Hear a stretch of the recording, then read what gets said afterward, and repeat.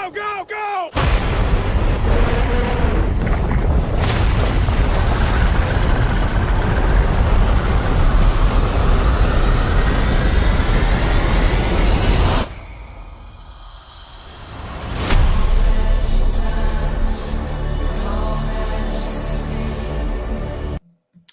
Hello, everyone, and welcome to the Dune Part 1 and Part 2 discussion. It's going to be a spicy desert power panel that we have today. Yes, sir. And I couldn't do it alone. This film hit a nerve so much that I had to discuss it with other people who also hit a nerve with them, and we're all very anxious to discuss it for you and with you. And right now, I'd like to introduce my co-host for this panel. Sam from TeamJVS, say hello to the folks. What's up, everybody?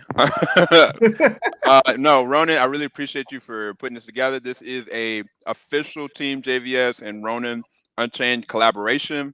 This is being dual done on Ronin's channel and on TeamJVS. So please make sure you guys show him some love, subscribe to him. It's about to be a crazy. Say that. I appreciate it, Sam. I appreciate it. And we got our next host, who also a fellow friend of ours.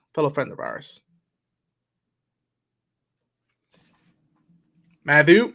What's going on? Thanks for having me. I'm so excited to talk about this. It's gonna be crazy. That's all I gotta say, man. Let's go. I'm ready. He came prepared. And he's anxious to get into Frank Herbert all the way. Beautiful. And we have another cinephile among us, another big cinephile who is crazy about Denis Villeneuve, just crazy about him, and I don't blame him.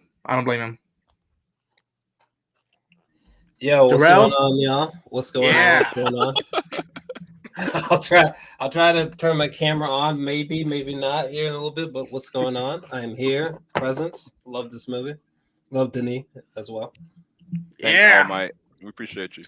I'm so happy that I can pronounce Timothée Chalamet. That makes me very excited. It makes me so happy. Like, praise God. We all thank you for that. And someone who I will speak for my behalf, I think is the expert of the Dune novels of among us. And let's bring him out right now. Oh, it's me. And No, I'm happy to be here. And it's weird for me. You know, I never wanted blue eyes in my life before until I see Dune series. So I'm getting surgery to give me some blue eyes in my life. You know, work on that. Thank you. Oh my gosh. All glorious. Oh, gentlemen, it's been almost days after the release of Dune Part 1, and right now we can finally speak of spoilers. So if you haven't seen the movie, we highly, I think I'll speak on behalf of all of us, we highly recommend it. Go see it, and if you're watching right now, go finish it and then come back and see us. And if you already seen it, you know we're about to geek out on a lot of stuff, especially the glorious and big sigh we've all needed for the past few days of the confirmation that legendary Warner Brothers and Denis Villeneuve will come back and complete Dune and Dune Part 2. Yes, sir. Yes, sir, indeed. So I was so excited this morning. But Jarrell had the biggest reaction than anybody I know in my life. Yep, that was glorious. Jarrell ran out in front of everybody and just like, yes! Out into the wilderness, but nah. And now I can stop justifying this movie to people who say, what do you mean it's only part 1? Right, I was thinking people being like, I can't even emote unless there's a part 2. Well, let it out. Yeah, we're gonna definitely go into that for sure. Yes, Jarrell had a great conversation with me about people's perspective on this being a complete film and like their thoughts on like it's incomplete or it's not good enough. So we're gonna break that down for sure today and just give our perspectives on it. But So all right. let's start off with part one at least. Let's make it chronological. Part one. We've all seen it. Have we all seen it multiple times? Yeah. It's playing right now in my house. I'm trying to get the numbers up. Beautiful. Every little bit helps. I'll start off and everybody can lead off with this. That I think that this film hit such a nerve and connected with me so much that after 3 viewings now, even if I want to go back just to a moment, I'll choose that moment I want to watch, and so for some odd reason I can't stop watching it. Mm-hmm. I don't know if it's that the Hans Zimmer crazy score or the way these actors are just playing these characters and how Denis is just taking us to a different world within that short of a distance or time. I find that amazing how much, at least for me, there's rewatchability and you take new stuff each time, especially from Paul. At least that's for me. What do you guys think about that? Do you guys find the rewatchability there or no? Yeah, I think turn my camera on for a second, but yeah, I think it's definitely is a super watchable film. I've seen it 4 times now in theaters. Nice. And it's I don't know. I guess to keep it short, for me, it's one of those things where, like, I've expressed this before, but like 2001 Space Odyssey was really big for me, and Blade Runner was really big for me. Mm-hmm. These are the kind of movies where it's like they're more of a experience as opposed to any other way of digesting the film. And that's my favorite kind of filmmaking, where it feels like I'm there in like a VR sense, like I've been transported somewhere. So every time I watch it, it feels like I'm going on a literal trip elsewhere. Nice. So, yeah. What about you, Sam? Matthew Ant? Yeah. For me, so I got to see it early, and Same. Yeah. I had weird feelings after I got it, because I was like, this is one of the most beautiful things I've seen. This is, to me, what the essence of pure sci-fi is, where it brings you to another plane of existence, not just, science fiction moments or not just science fiction elements, but you're taking me on a road to somewhere that I've never been, and I feel like I'm immersed in it. And I think even if it's like the shot, of like Paul's mom looking up at the ship moving away, or if it's like their first time landing on the planet, or I mean, it's just so elemental. I don't know how to really describe it. Like, the score was banging, the cinematography was amazing, the directing was absolutely there. But the thing about it is that they have really great actors in this movie. Mm-hmm. And it's like, Timothée Chalamet, like, low-key is a beast as an actor. And it's like, he's taking this completely seriously. And for me, I was like, oh man, I'm waiting for it. I'm waiting for where it's going, and it just stops. And like, as soon as it stopped, I was like, I'm conflicted. I don't know what's next, and I don't know where to grab. And I was talking to Jarrell about this, and I was like, this must be how people in the theaters felt at Star Wars: A New Hope. As soon as it ended, and they were like, wait, Obi-Wan Kenobi, the cool guy, just died? And like, you got this kid that has no idea of how to be a Jedi. What's the point?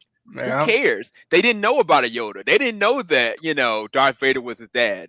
And so I feel like that's how people of this generation is feeling, the same exact way that made them feel. Because that's how I felt. I was like, this is definitely like a Fellowship of the Ring. This is definitely like a New Hope situation. Yes. Oh, yeah. And that's the impression that this movie left on me. But in talking to somebody like Anthony, that kind of was like, oh, wait, hold on. Wait for it. This is what this meant. This is what this is. It really started to make me more excited, invigorated. I ended up watching it again and again digitally. So, yeah, I went over long. I apologize. Matt, I relent to you.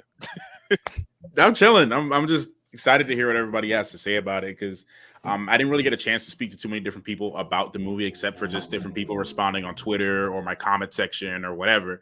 So for me, I will never forget this. So I also got a chance to see it early as well, and 2 hours away from me. So I drove 2 hours away to see this thing. Wow. And Bravo, sir. man, look, it was, how can I turn it down? It was the biggest IMAX theater in North America.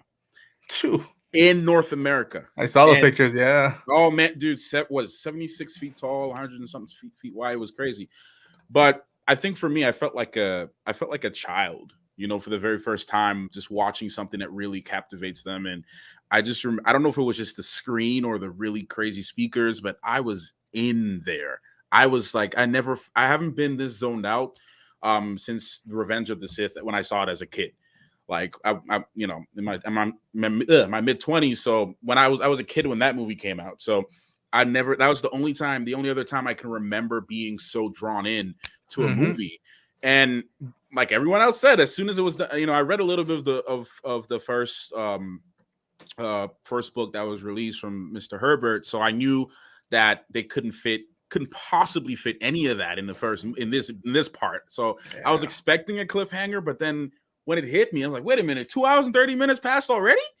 I'm like, there's no way. And I was like, there's no way this is done. Yeah. So I don't know. I'll never forget that feeling of just the awe and the shock of just witnessing it. And like you said, it's an experience. Like it's an experience. It's a moment that I'll never forget that, man. I think it's one of the best experiences I had in the last, like, you know, besides getting married, the last 5 years, you know, but yeah.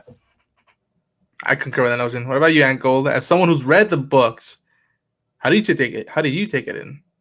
So I'm jealous of all y'all. I didn't get to see it early, and you can tell Sam I was trying to talk about it with him, but I didn't want to spoil anything because I did not know where they were going to stop. I had an idea where they were going to stop, but I didn't know where in that space they were going to stop the story. But I think I told him like there's no way. Like this really lends itself to be a series. If they did the first part, because there's a lot of things taken out of the intrigue and the political Machiavellian type strategies. You could have done a Game of Thrones whole season 1 and just got to the attack, you know, with 10 hours.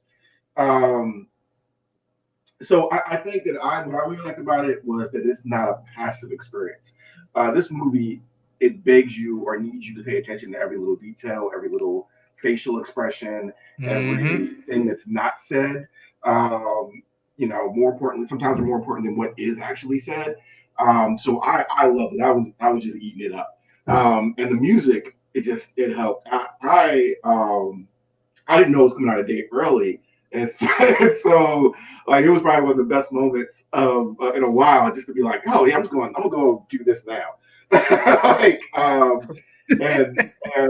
the music, I just put a new sound system in my media room, and it boomed. It was shaking the PlayStation Tower. The person I was watching was like, is that okay? I was like, yes, it's okay. It's okay. Let it shake. Let it all shake. And seeing this massive scale and something that I really hadn't seen. The original movie didn't really do some of the visuals justice that was in my mind.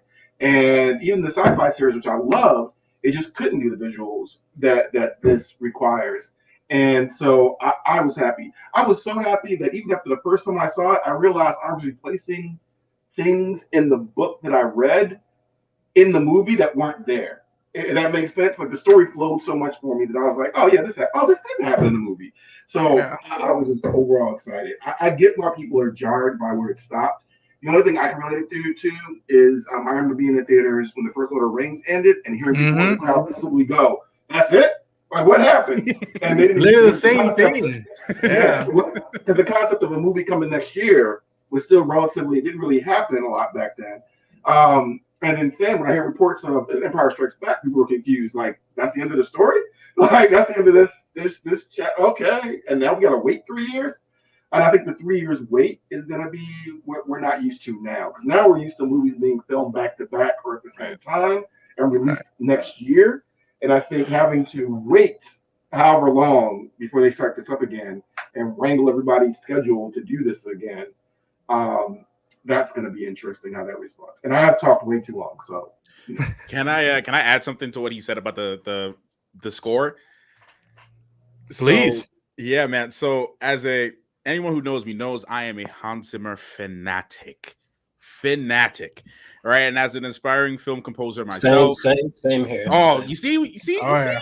I got my peoples here. You know what I'm saying? You know, as an aspiring film composer myself, that is my ultimate goal in life, ultimate end goal in life. But someone I've studied like all of his music, everything, even all of the indie films that no one knows about, all of his stuff in the 90s. I bought his courses, and out of everything that I've listened to from Hans Zimmer, I dare to say that this is his best project to date. I think this is his best score. Really? Yes, Nice. absolutely. Okay. I mean, I can go over and over as to why I say that.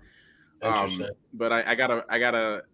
I guess we can save that for later. I guess, but yeah, I would definitely love to chop it up with you. Yeah, man, I can talk forever about the different technical aspects as to why I would make a comment like that. But yeah, no, I just wanted to say that I do think it's one of the best things he's made so far.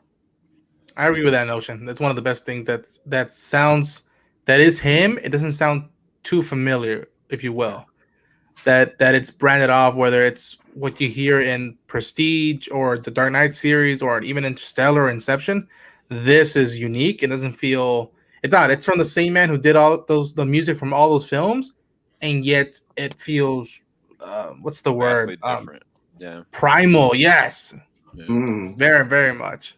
Did he do the chants too, like the religious chants? Did he? Yeah, they were talking about that in what I was was that interview that I was sent to you, Matt, today? Yeah, from the Denis Villeneuve breakdown of the Gum Jabbar scene. Yeah, no, he Zimmer don't play. He brings in singers and you know people from all over the world for these things. And that was very important to get this lived-in feel. Like this is a whole universe of these different cultures, different languages, different types of music, chants, religious things like that. All this added up to be, and again, I think this is going to be. I hate to go and call it Game of Thrones. People who watched the first season of Game of Thrones, they were using terms we didn't understand and houses, and people had to actually do active research. And I'm usually against that. I'm usually against that for films and television, but you have to do active research or listen to the lore or listen to this to get the full scope of things. And I feel like you can do that with this world. You know what I mean? You can do that with these different houses, characters, sounds. And it gave that, even if you don't, you get a sense that there's mythos behind everything. And that's something I love in stories, where you have this, it's 3D. Even if I'm only seeing this side of it, I know behind it there was generations of things leading up to it. Man, you're not alone, Nat. There's people that felt that I don't know. So let me ask you a question about that. Later.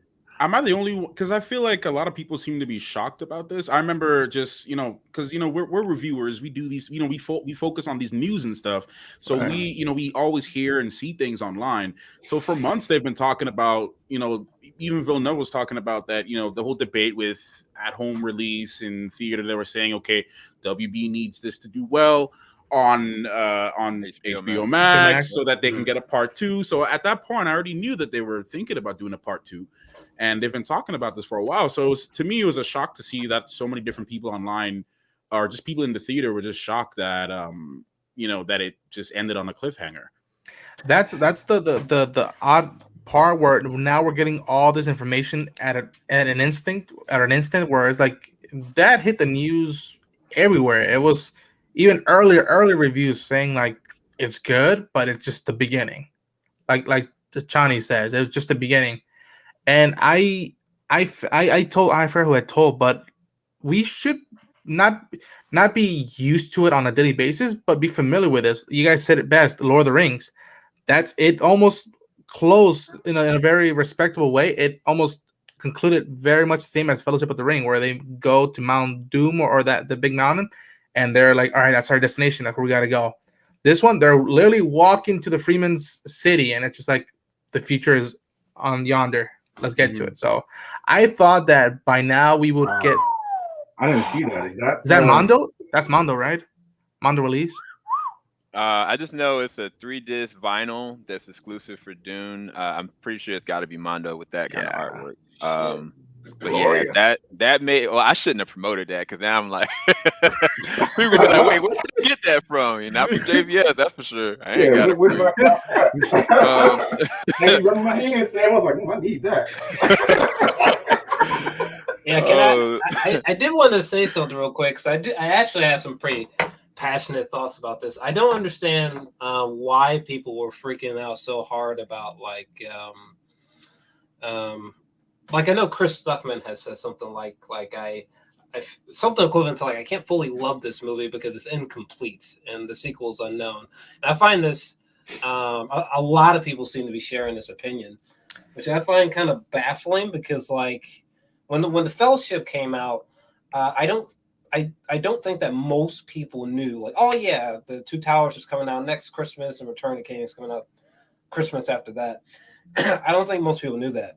And I think when most people sought out Fellowship, they were like, holy shit, like I love this. This is incredible. Like it just blew them away, blah, blah, blah.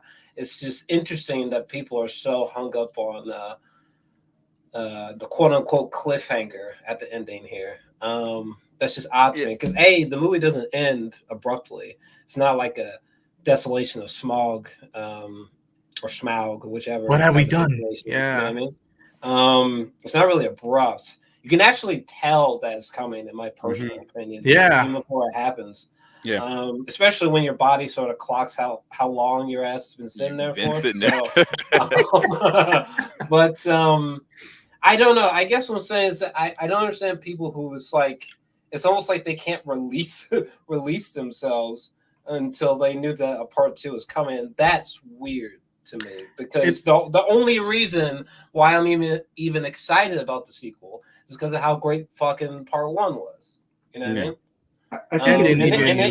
And it doesn't end abruptly, in my opinion. No, I agree with you. I think people should look at Paul, because I'll say it right now, and we'll talk about our favorite characters. That for me, I think still my favorite characters are Duke Leto and Lady Jessica. But after the second viewing and the third viewing, that I've come to not just root for Paul and like feel for him, but like want him to do good. And I mean, look at where he starts, where he's just like he doesn't want to learn the ways of the Bene Gesserit. He knows about the ploy, and then he's mixed on it. There's that great moment where he starts freaking out in the sand tent, and then you look at him once he says that, like, my future is the desert. That if you take us, we'll go with you.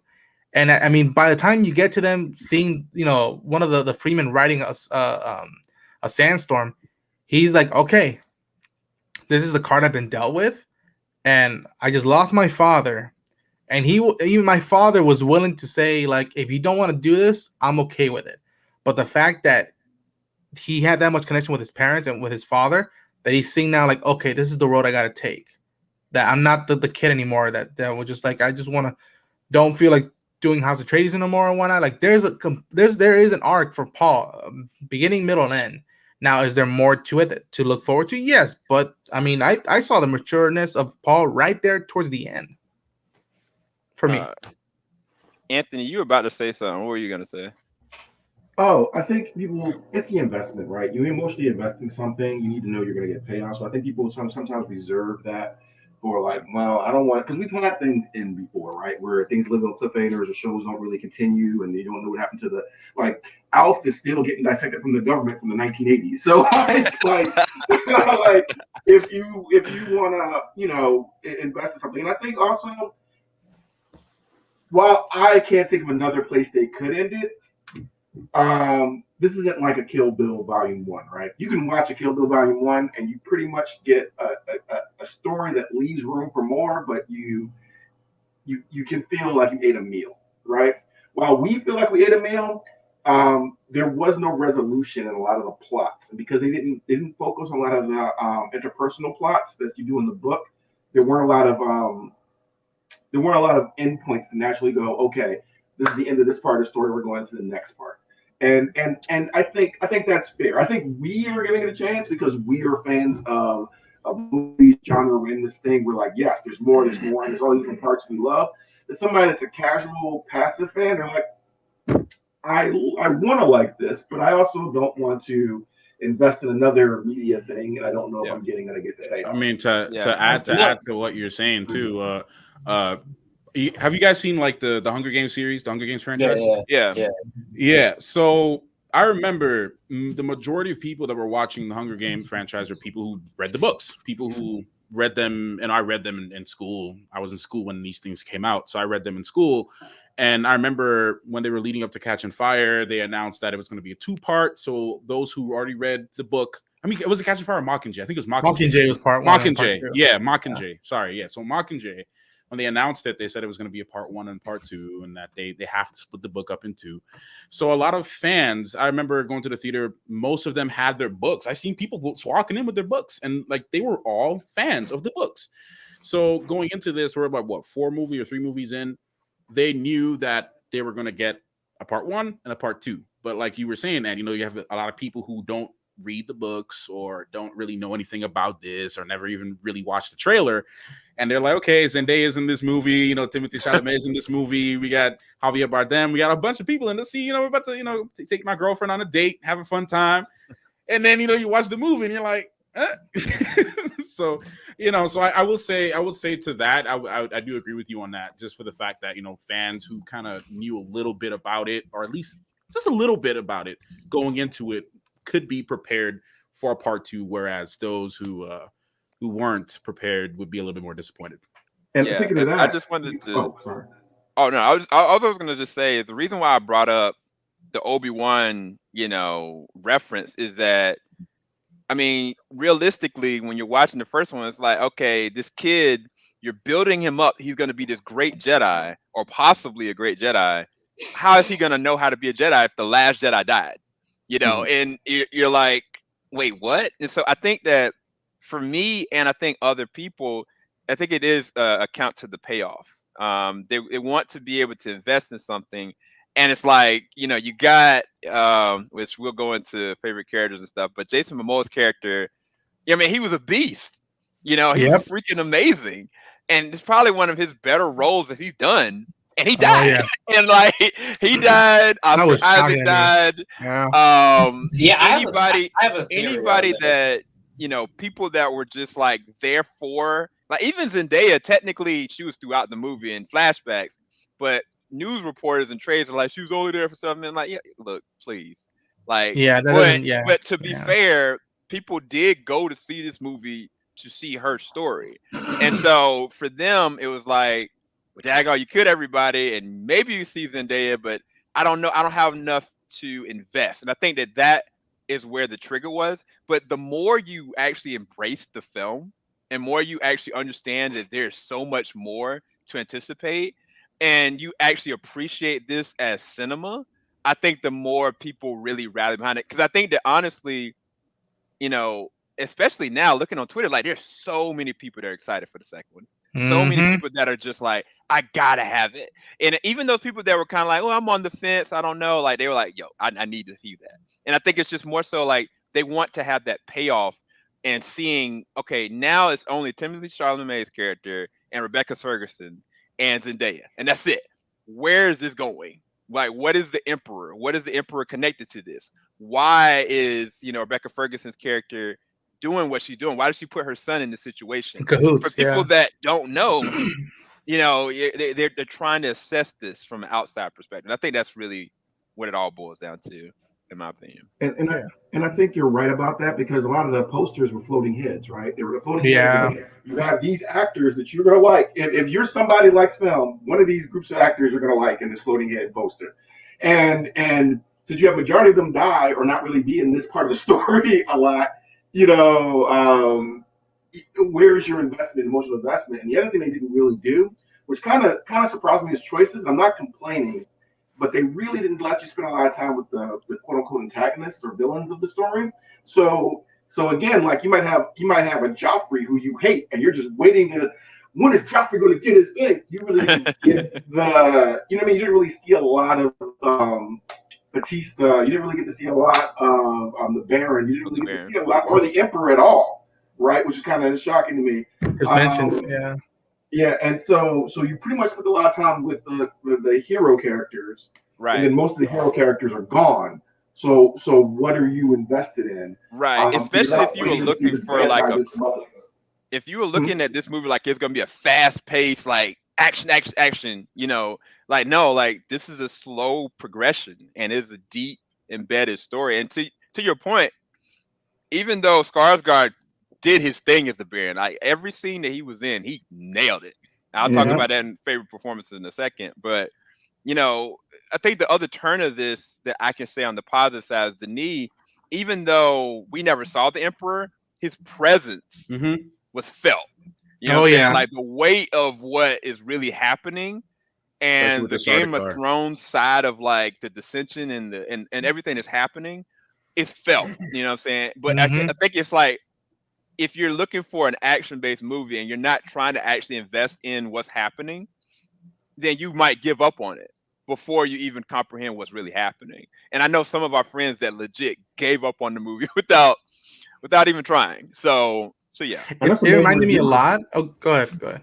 No, I was gonna say I know some major reviewers listening to reviews today, and a couple like Grace and all, she was like, "Well, why were their Atreides betrayed? Were they bad people? Were they bad at governing?" And I was like, "Did she miss the point where the Emperor was jealous of the house?" Like, I'm sure she missed many points. But. Yeah, and it was. And I was just sitting there, and I was just like, and a lot of things that got distracted in a lot of reviews were the white savior complex, and I was like, you really don't understand the story. Like, you really don't understand what this story. Yeah. Can I add something to that whole Messiah thing? I was waiting for that to come up. With the white savior. Yeah. I wanted to add something to that. So I saw a really cool comment. If I'm allowed to read it. I saw a really cool comment on YouTube because a friend of mine sent me a video essay on someone saying that they liked it, but they compared it to Star Wars, and then they said, they're basically saying a bunch of stuff to me that was like, man, like, dude, you didn't sound like you even wanted to try to understand this movie. But anyway, so the person commented and said, you say Star Wars and other sci-fi took lessons from Dune, at least regarding to the hero Paul Atreides, but anyone who has read the book would know that they took all the wrong lessons. Seeing Paul as the hero is what is hindering your experience. He is not. There is none. The archetype of the chosen one existed before Paul in 1965, and Paul was written as a critique of that. He's the problem with being a messiah, not a messiah. Yes. And I said, man, I'm like, dude, that is the best way to explain people who were complaining about this movie. Frank Herbert was he was self-aware exactly what this was. Yep. And you wanted to actually write a narrative about that. But I know, and you probably have a lot more to say about that. Well, one of the things I'm going to explain to people is a lot of people didn't really understand his visions and what was going on. I was about to say that. Yeah. How he was, and I was like, well, you understand that these aren't just visions. These are he is seeing, like, if he moves his cup from here to here, that somebody died. That somebody started a religion after he's dead and can commit. They use jihad a lot in the book, right? Something they're probably not going to use a lot in the film. And it's like, does he go on this jihad that sweeps across worlds based in his name? I think there was a part where he talks about they would worship to an altar of my father's skull or something. Yeah. Or even I'm blanking on his name, Jesm, that the gentleman on the right on the screen. Yeah. Or left, wherever you're. I don't know how it looks to y'all. But they didn't understand why he was talking to him. It was like, well, he saw a possible future where this guy was his friend and was going to battle with them and things like that. But if he moved this way, this happened. If he moved this way, she might kill him. If he moves and it's he's not just battling against the Baron. He's battling against the future and how his actions trickle down to generations, 1,000, 3,000, 4,000 years after he's gone. And it's a very interesting aspect of the book. And so it's not the same. And I saw another thing when people were complaining where it's like, well, there's a lot of diversity, but we didn't elect all the diverse people. They all died. And it was like, you're really missing the point of Dune. Like, you're really missing the point of Dune. Yep. And even in the books, race isn't what we think of now. And matter of fact, there's only one person of fair skin ever described in the books. Most people are described as mixed and how their tones are, or race isn't a thing. Race is not a thing in the Dune universe. And it just it shames me that they're going, when I see a review of Eternals and they're like, yeah, one of the positive things about this movie is diversity, But then they go to Dune and be like, well, but all the first people got killed. And it's like, you're only seeing part of the story. Let's see the whole story. Look at the whole story and see how these are 3D characters. I love Javier. I love him. That was also another part. They didn't explain what he was doing there. And I felt like that probably confused a lot of people too of what his actual function was. But I don't know. I just think it's frustrating because people aren't giving this a chance to breathe, I think, and just absorb what's I there. feel like I'm talking a lot, but there's like I feel like I'm talking a lot. I know, man. That's okay. Express yourself. It just really baffles me. It goes back to what Jarrell was saying earlier too, with people just being, rejecting this. I feel like I can't speak on behalf of everybody. If you're allowed to process things the way you want to process it, you're more than allowed to do that. But for me, it just baffles me. And I'm not trying to mess with, say some of people's intelligence and their level, but it's like experience is data. Okay. And data is everything. And data is everything to me. Everything that you do is data, right? Everything that we've seen in the past from big franchises, from like we mentioned a lot, the Lord of the Rings franchise. We look at Harry Potter. We look at Game of Thrones even, right? These are things that, and even Star Wars, these are things that were inspired directly from Dune, right? And we can talk about Akira Kurosawa movies, yada yada. We can get more into that. But my thing is, just from looking at those things, and especially Fellowship of the Rings, I remember showing it to my wife about a year ago, and she watched it because she'd never seen any of them, and she watched it. She's like, "What? That's it? I don't know if I like this movie." And I'm like, look, we've all seen these over the years, right? If you've done any little amount of research on Dune, you would know that it's a massive franchise, a massive story. And, even if, and like Jarrell said, it wasn't like an abrupt ending. You can tell when it was ending. You can obviously see that it's setting up for something else. So to me, to get so upset about certain things like that, and then bringing in stuff with the white savior stuff, which I felt personally was a little reaching, just because I didn't see it. I'm all for calling out nonsense, and I call it out when I see it. But when you understand the books and you understand and certain things, I don't know. I understand what they're saying with this film, which isn't about like the size or the race of the colors. It's just that chaos is on the horizon. And what is everyone going to do? Are they going to think individually or as a species, as a race, or as a galaxy for that sake? That's the whole point that I dug about the premonitions or the flashbacks, if you will, of Paul saying they're just chaos. Chaos in our names. It's like, is this sad, man? Yes, thinking about it.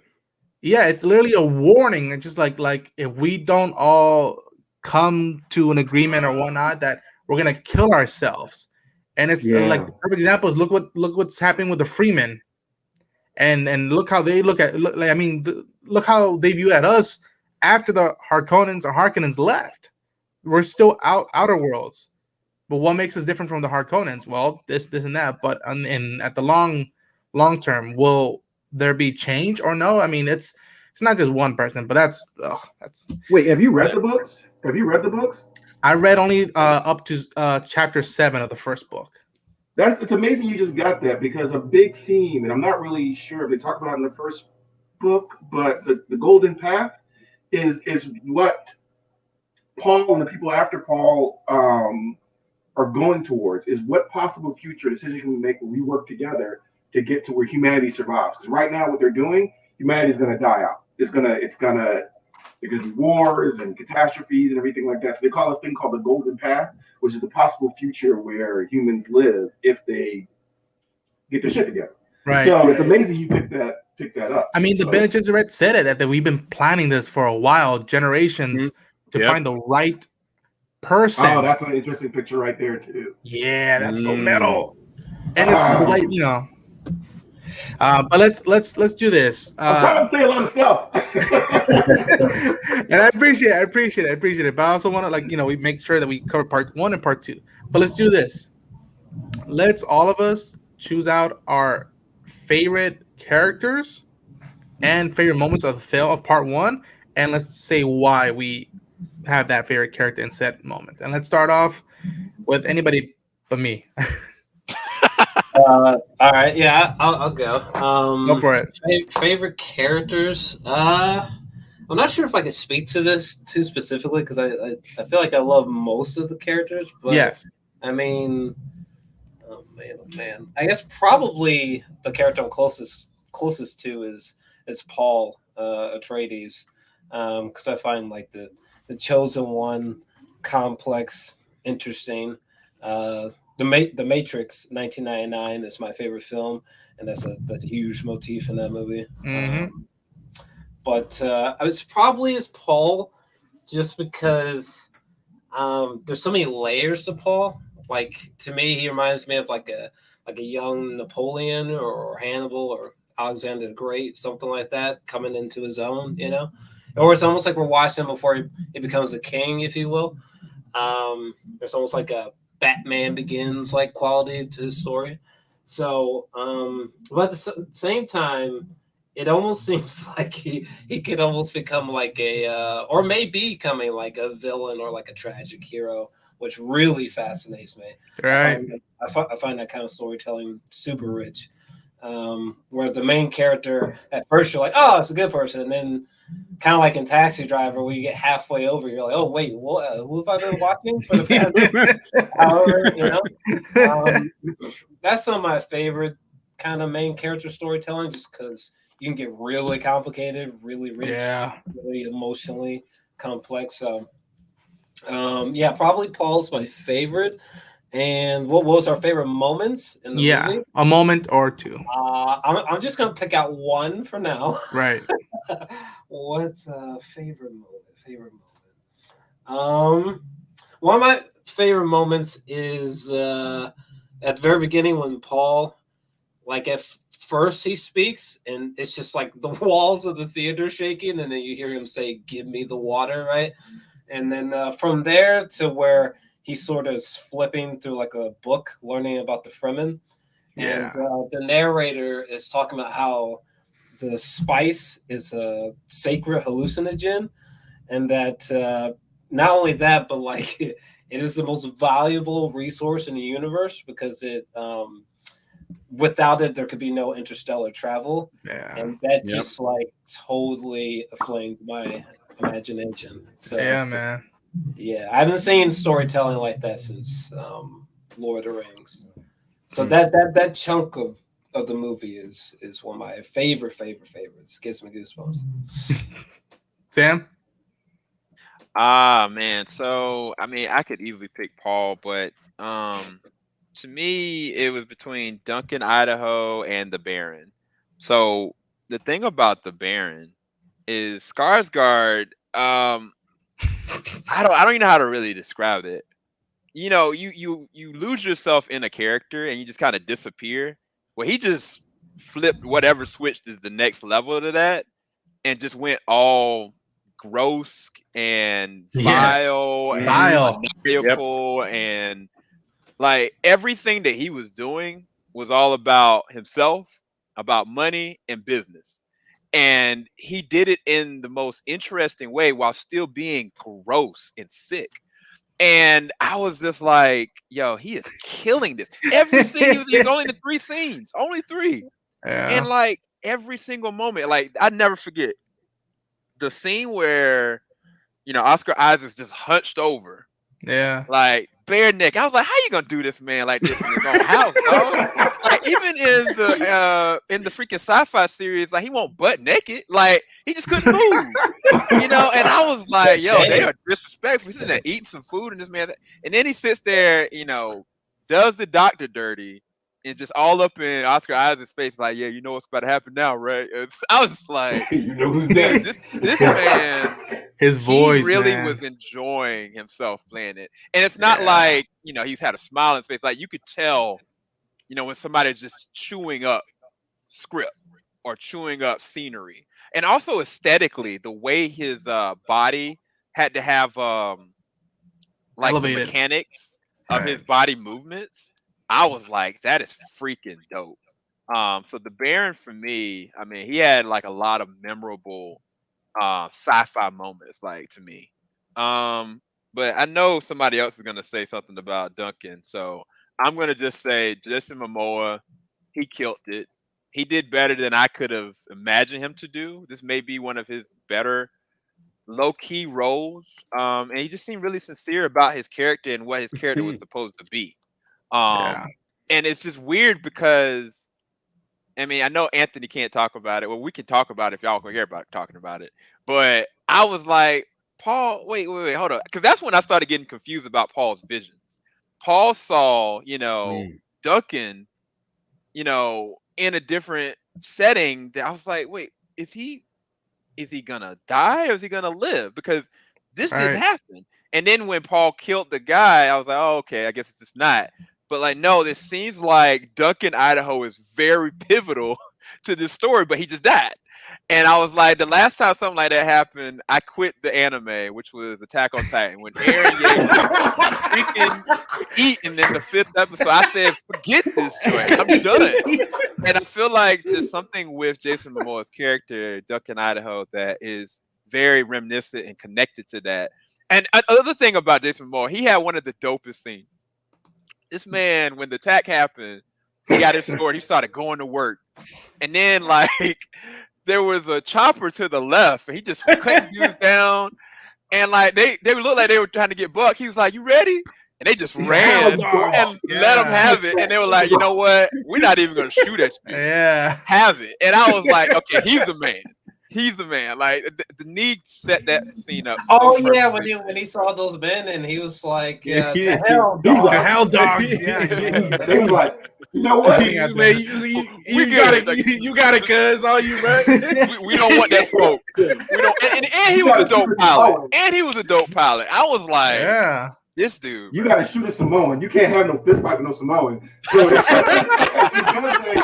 you're gonna get in the world that like that, you gotta. Oh, yeah. Also, I do just want to say, because I have not read the books and I do not want to know anything moving forward. Whatever happens, I'm coming from the books. But I do have a theory about Duncan, Idaho, but I didn't want to hear I didn't want to hear that I was right or something, or hear the answer. Oh, that picture.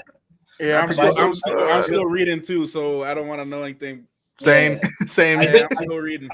I do have a big theory about Duncan, though, that Sam was alluding to, but anyway. Oh man. Well, I mean, that's it for me. Whatever else y'all got. Who's next? Favorite character and best moment, or favorite character's best moment? It's me. Yeah. So I'm in the series of just the book, Duncan Idaho is probably the most popular character from the series, and I think I couldn't contain it. And I ruined something for Sam, so I can't go too far. But if I was just to go on this movie alone, nobody phoned it in. From Leto to Jessica. Yeah, like nobody phoned this in, and it's really easy to ham up some of these scenes. And like I think most of the Barons that we've seen on screen, too, the Barons they've hammed it up. And this, and that's not the feel I usually got from the books. It was just the Baron was this calculating, foreboding presence, and these are just numbers to him. Like, what about the kill them all? Like just this thing. But I gotta say, I've only seen the actor that I remember. I've only seen the actor that played Paul in one other thing. Timothée, what's his name? Timothée Chalamet. Yeah, and that was the Netflix movie The King. Oh man, he killed that, bro. He was so good.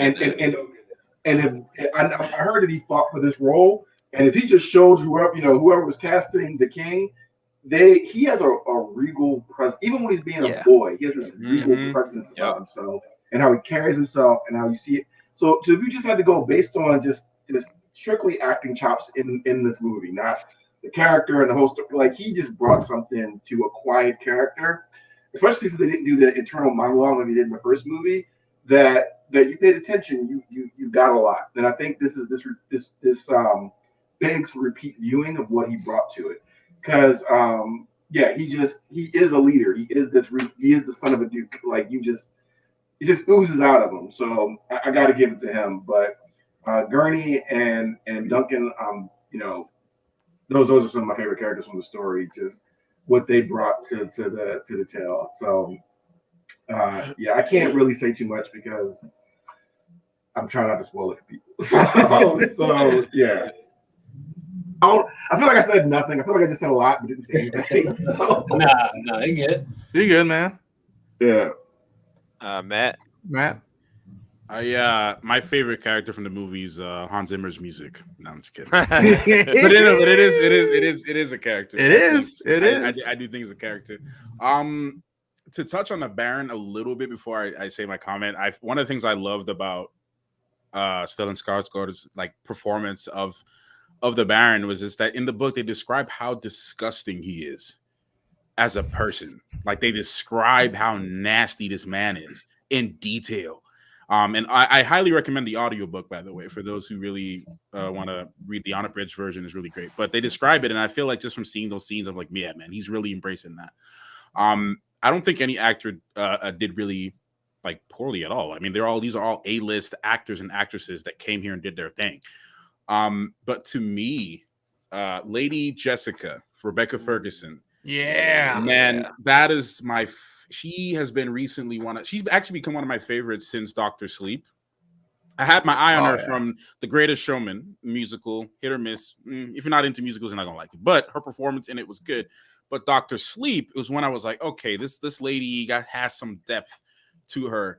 And I'm seeing this, which will tie into my favorite scene in the movie, was the Gumdra Bar scene.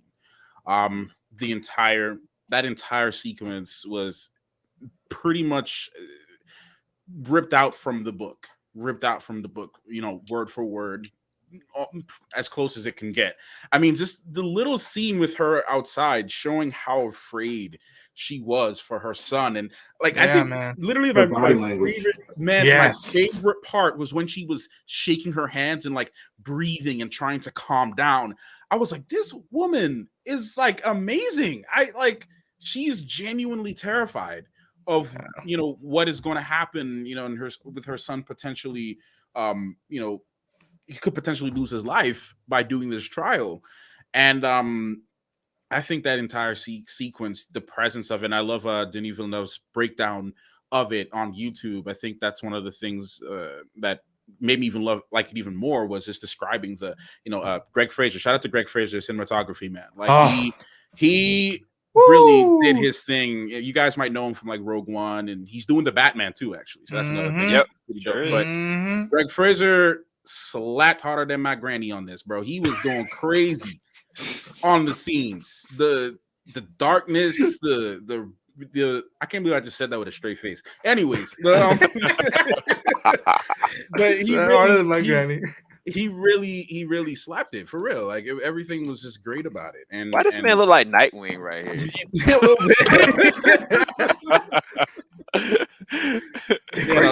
Timothée was good. Timothée was great as well. I mean, I can go on and on about these actors, but definitely Rebecca Ferguson as Lady Jessica, Bene Gesserit incarnate, just did an amazing job. I also recommend, if you haven't seen it, to you guys or anybody in chat watching this, go watch Mission Impossible Rogue Nation. That was the first time I saw her, and I was just like, I am in love with her, but she could kick my ass. Nice, the White Queen. For me, my favorite characters or favorite moments, to me, it's still I'm mixed on it. It's still a mix between Lady Jessica as well and Duke Leto. The weird thing with Oscar Isaac is I'm a big fan of his ever since Ex Machina and Most Violent Year and Inside Llewyn Davis. He's just been just a rocket star for me. And when he was cast in it, I was just like, okay, I've read the first 7 chapters. From what I remember, those 7 chapters, let's see how much I know there's stuff they're going to cut out, but let's see if at least the spirit of the Duke is there. And from what I recall of reading, I think Oscar nailed it. And to give credit to both Rebecca and Oscar as Lady Jessica and Duke Leto, respectively, that's the unique part about it, about their roles, is that they were parents in this big political power struggle story. And the fact that they kept almost each scene that they were in, they were trying to balance it out. Even this moment right now, he's like, all right, this is Arrakis. This is my duty now. And he takes a look at Paul. Yeah. And at Jessica, just being like, all right, we're okay. We're all gonna be fine. Yeah. I am not worthy. Oscar Isaac. And I it's just the fact that I'll say this for people who be like, not a lot of character arcs and a lot of people like Jessica, Jason Momoa died and whatnot. I always said this about this movie. For the smallest lines some of these characters got, or the small time they had compared to other characters, you remember them and you understood their characters. For example, Gurney, he loves poetry, and there's moments where you can see him like, he's a poet guy. He's the war master, but he cares for Paul, and there's moments where they shine. And I love this one. The warrior poet. Yeah, the warrior poet. And I appreciated what Duke Leto was doing, and the fact that there was moments where he's like, I don't, he knows what would happen if he can't deliver the spice, but he doesn't give a damn about something breaking down or the honor of the Mentat. That they try to kill his son. That's what's more important to him. Or he wants to get his men out of that machinery before the sandworm comes to kill him. I love the moments where he was like, you don't see just a man with an iron fist. You see a leader who cares for the people of his house, and even though he knows he's doomed for this planet, he wants to make sure everyone's okay. And I thought he made Virtue exciting for me, and I was heartbroken that, spoilers again, he died. And which I will complain this is the first nitpick. The people who made the trailers, why did you show me shots where you see red light on him and I could tell that he was gonna die? Yeah, I've only read the first 7 chapters, and even though knowing that, I was just like, please don't show me that in the trailers. Give me some hope to see like if they're gonna change stuff or not. But I remember from the beginning, those trailers just showed Oscar just being stabbed and whatnot. I'm like, he's a goner. God damn it. But my favorite moment of the film for me probably still is when Stilgar meets Duke Leto and all that. Which, again, the tension is there, and it's just tiny. You don't know what's going to happen between Atreides and the Freeman. And you see everyone reaching for the guns, like, oh, shit, okay, it's happening. And then, Duncan has to be like, okay, thank you for your body's moisture. We return it as it was given. And everyone just, okay. So I love that. I love that scene where he could tell that Duke Leto was an outer worlder, but he wasn't a Harkonnen. He's like, I won't hunt your people, won't be hunted down as long as I have reign in this planet. He's like, that's honorable of you. I must go. That's all I have to say to you. Oh, that was beautiful. Yes, because he still, even though he didn't have the power in the room, you could tell he was also a leader, and he handled that situation of somebody that didn't have the power in the room, but he took some measure of control over that interaction. And I love seeing dialogue like that. Yes. I'm so sorry, but there was one thing you just mentioned. In the books, they pretty much tell you in the beginning, in the books, every chapter begins as if this is a historical piece they're talking about. Yeah. And so they pretty much tell you that the Duke's going to die. But it was one thing that always stood out to me, and it was like one of the historians is like, it's overlooked. The Duke is an amazing father. I'm messing up the word. It was like he's an amazing father, which is a character that's often overlooked about all these events that happen. And I feel like that's what Isaac like narrowed in on. Like he's an amazing father to care. And there was another part where he's like, forget about the spice. And Hines looks at him. In the book, this whole dialogue, like, oh, he cares more about people's lives than he does about the equipment. And they didn't need to do all the dialogue, just the looks and how I could hear the book dialogue in my mind as they're doing these looks back and forth. So, right. And I'm gonna show it again. That's what you get from no, perfect. You took the word right out of my mouth. I was about to say that's what Denis Villeneuve does. You don't have to say nothing, just a look, or just a smile, or just a sorrow look says 1,000 words. Right. So I gotta talk about this because I wanted to talk to Matt about it because Denis was talking so much about Rebecca Ferguson and of course the actress playing, but in all honesty, if we really think about it, this man Timothée is legit. He's not actually physically getting hurt. No, like there's nothing that's poking unless he just chose to, pull a Shia LaBeouf, which I don't think he did. I think that this man's legit in his mind. I'm gonna focus on the pain Yeah. And I'm gonna show you the dissection of what that pain is doing to me. Because I think even when Denis was talking about it, like he was like, I wanted him to kind of shake his arm up a little bit just to show like something's happening. And then I wanted his mannerism to kind of change, that he's getting uncomfortable. Then the pain starts. And I was like, bro, this man is acting so well in this scene. But even better than that, the scene where the tent, where it was him and the mom. Oh, Because that scene honestly scared the crap out of me. I had to talk to Anthony, because I was like, Anthony, what the heck was he talking about? Like, is this nonsense? Is this the visions or overtaking him? Either way, it was building up to it. You know what I'm saying? He already felt away with his mom putting him in this situation. And even deeper than that, now he feels like a freak, but now he feels a level of responsibility. And he also, in the back of his head, he realizes, like you guys said, my dad that loved me and you is dead.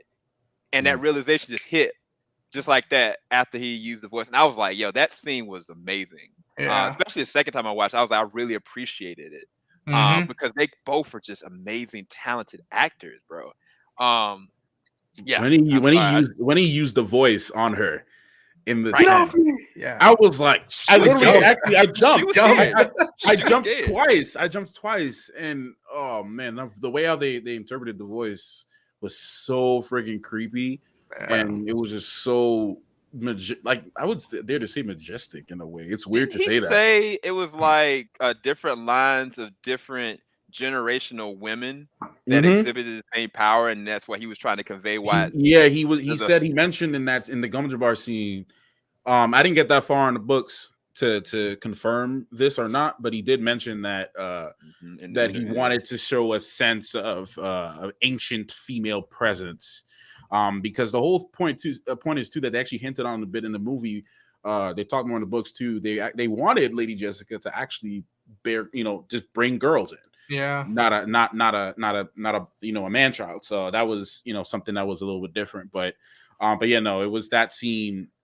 That whole scene, if you guys have not seen that video, I'd highly recommend watching it, because you can see the passion in his face, and when he talks about that scene. The thing I said to myself was, if he's so passionate about this one scene and he broke it down in so many layers, could you imagine the other 2 hours and 30 minutes of the film? Like, everything was intentional and it was deliberate, and I love that. So the Bene Gesserits have been manipulating bloodlines for a while. Yes. Bring upon this like perfect being. That's just saying there's other prospects out there if Paul isn't the one, because you were so arrogant to think that you were going to bring about this one. And the bringing the next female in was also not only for the power to be transferred, but also because these is a very feudal society. So marriage alliances, things like that, are very important. And in one point, her having Paul doomed her Duke, even though she had Paul for her Duke. And they described that the Bene Gesserits can choose when they get pregnant. They can choose what they, what gender they have and everything like that. They can control this. There's a lot of things they control with their bodies, even muscle twitches. There's so many things they can do. But she loved her Duke so much, she gave him a son. Netta wanted a son. Yeah, you wanted to see one in the air. But the daughter was to help bridge some gaps between the houses, because they're manipulating all these politics, right? These political bodies. And so marriages stop wars. They make political alliances. It's a very feudal system. So her ultimate choice of love disrupted, a 1,000-year plan, but it was disrupted for love. But it also cost her what she was doing it for, in a way. So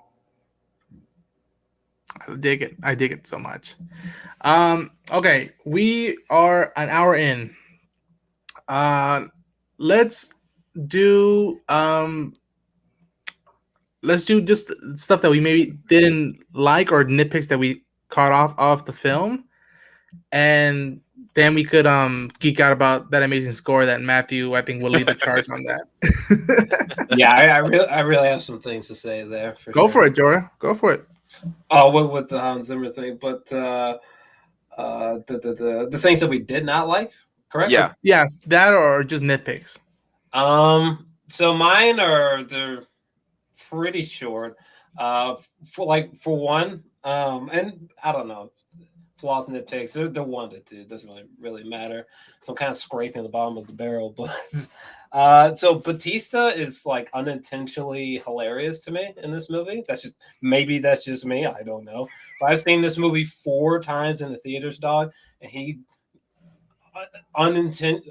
unfortunately makes me giggle every single time. Like, for example, like I don't actually, let me see if I turn my camera here. So every single time this nigga, like, even when we first see this nigga, like, this is how he looks. This is how he looks when the camera comes up on him. He's always just like, hold on. He's the same face. Like, he's always just like.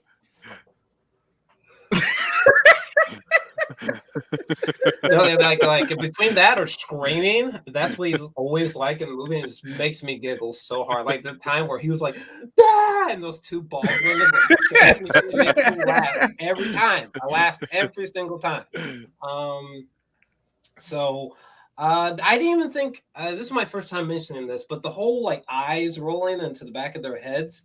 I'm still a little weirded out. I think it's just because I'm not used to seeing something like that on screen and the way that it's being executed. So that, I don't know, there's something about that just sort of weirds me out. And sometimes it is like unintentionally hilarious. Like we saw like a still image of old dude with his eyes rolled and we all giggled. So there is something unintentionally funny there as well.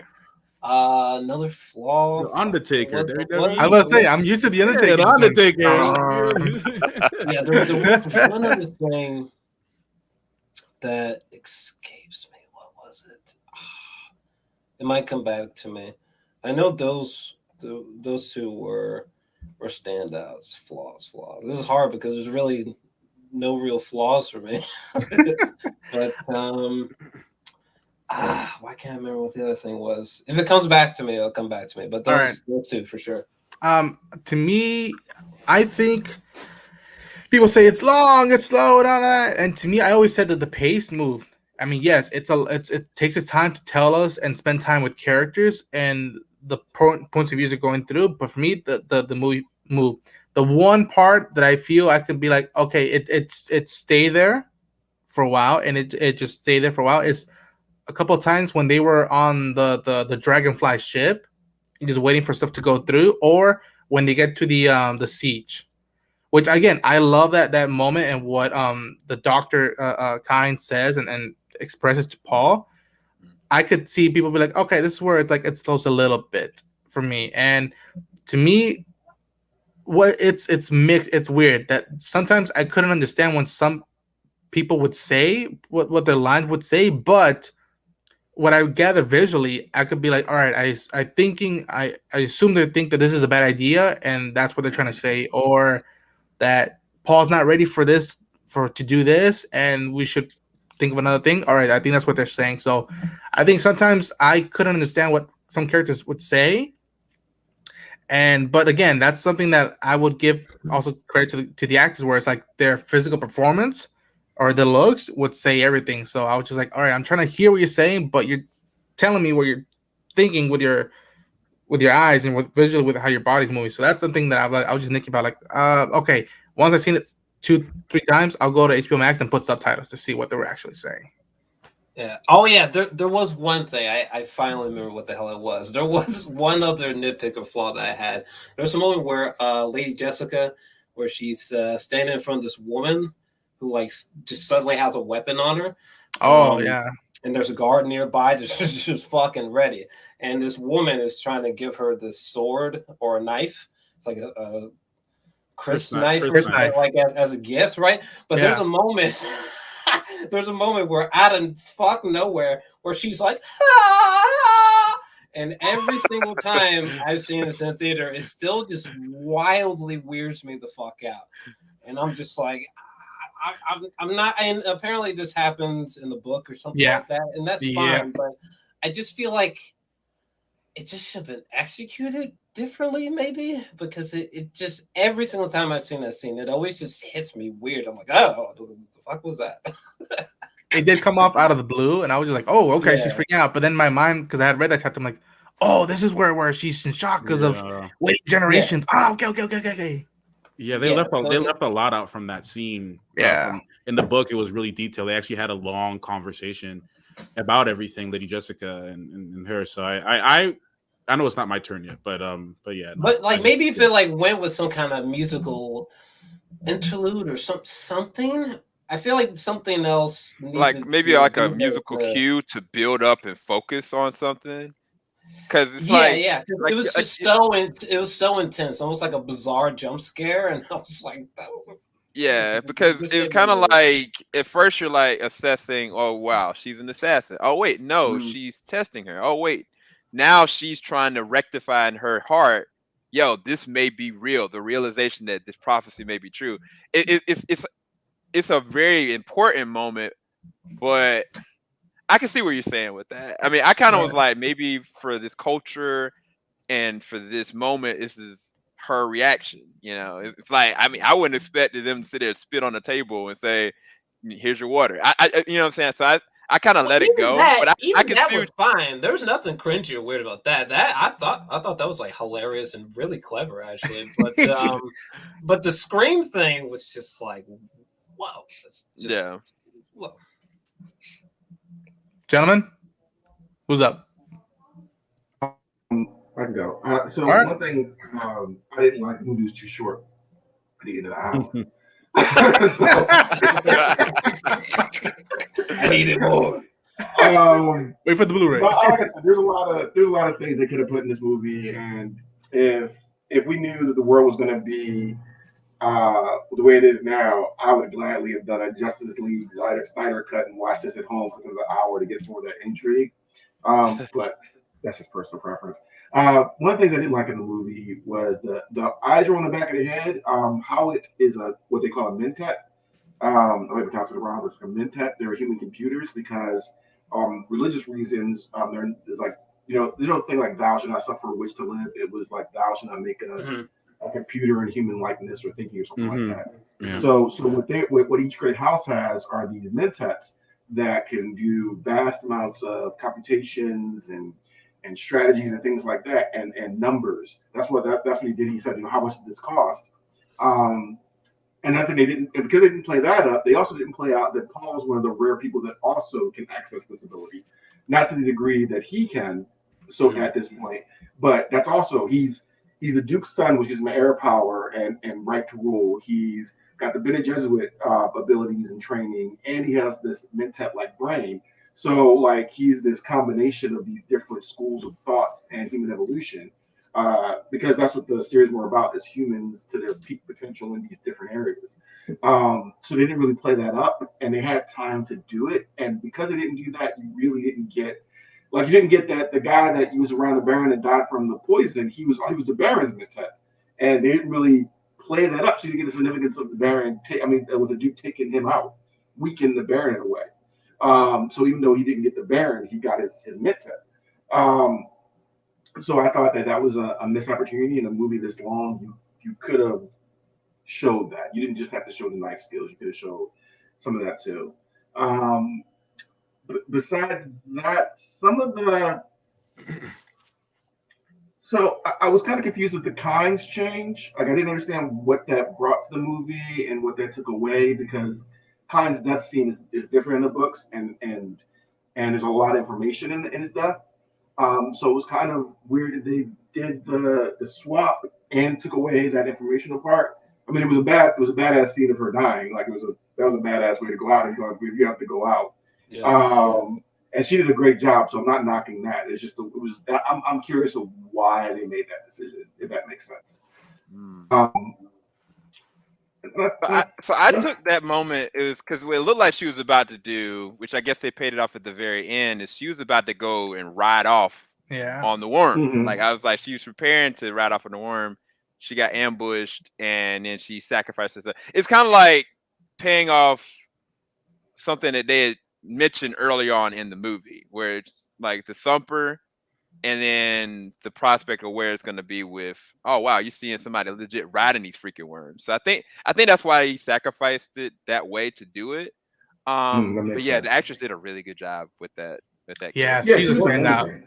Well, Denis did say he was trying to keep it, because you got to think, once we're at that point, like shit, we're like at the 2.5 hour mark or something like that. He was saying that he wanted to try to keep it as lean as plausible. And it's like by that time in the movie, it's like shit.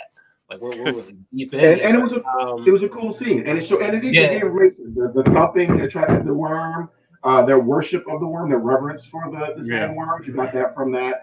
And like I said, it foreshadowed the ability to ride. Like she's like, how are you gonna get there? And I'm in the desert for home and that. So there's a lot to it. Again, this is just I read the book type of thing. So but besides that, I really can't think of a lot of negatives to this. So yeah.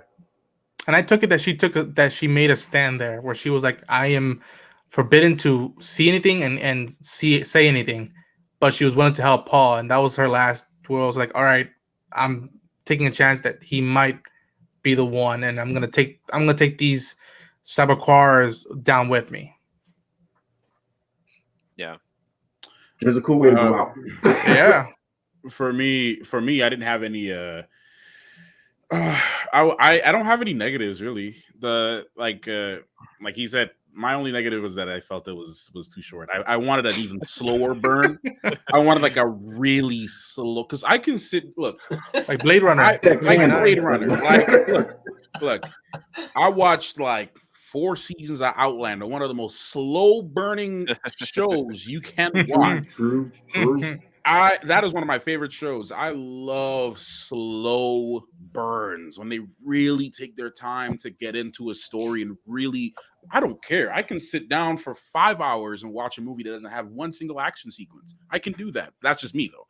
But so I wanted a more slower burn with the film. So I mean, I would say that's my only negative. There were certain scenes I wish they kept, like on the way from Caladan to Arrakis. There was very important conversations that they had on the carriers that were taking them to Arrakis. That I'm like, okay, why didn't they show that? I'm like, did they really just cut out a lot of that stuff? Because it foreshadowed a lot of details that would happen later on, even beyond past where the movie stopped. So I don't know. I would say those are just my really only nitpicks. I don't really have much.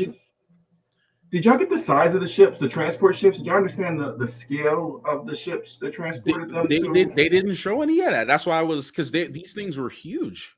Yeah, like they showed there's like, oh, we're going, and then it was like we're at the planet, and then they showed like these small shuttles coming out of this big. That was like, because I think it might have been you, Sam. I was sort of like, oh, you could fit like a fleet of Enterprises in this transport, and I didn't get it. You didn't know that from reading the books. Did y'all get the scale of the? I mean, it felt massive. To be fair. It felt huge because even like the ground ships. Even like the first like spherical ship that lands and that black dude comes out to tell them about Arrakis. Like that ship literally was like when you look at the mountains in the back, it's like, God damn, how big is this thing, dog? Right. It's bigger than some of the mountains surrounding it, and like the people are like ants in front of it. So it's like, but you get that as in the transport ship, right? Like you get right. No, I'm just saying that as knowing how big that ship is, seeing the transport, it's like I have a pretty grasp that this is massive. Massive. It was that's I mean, besides some people were able to piece together that, but then like you said, like not, were you able to really get that? And I don't think a lot of people was able to really notice that or even paid too much attention to it. I felt like that scene, especially between Caladan and Arrakis, was very important. So I mean, I would like that's really the only real, I guess, small nitpick that I had. But I'm very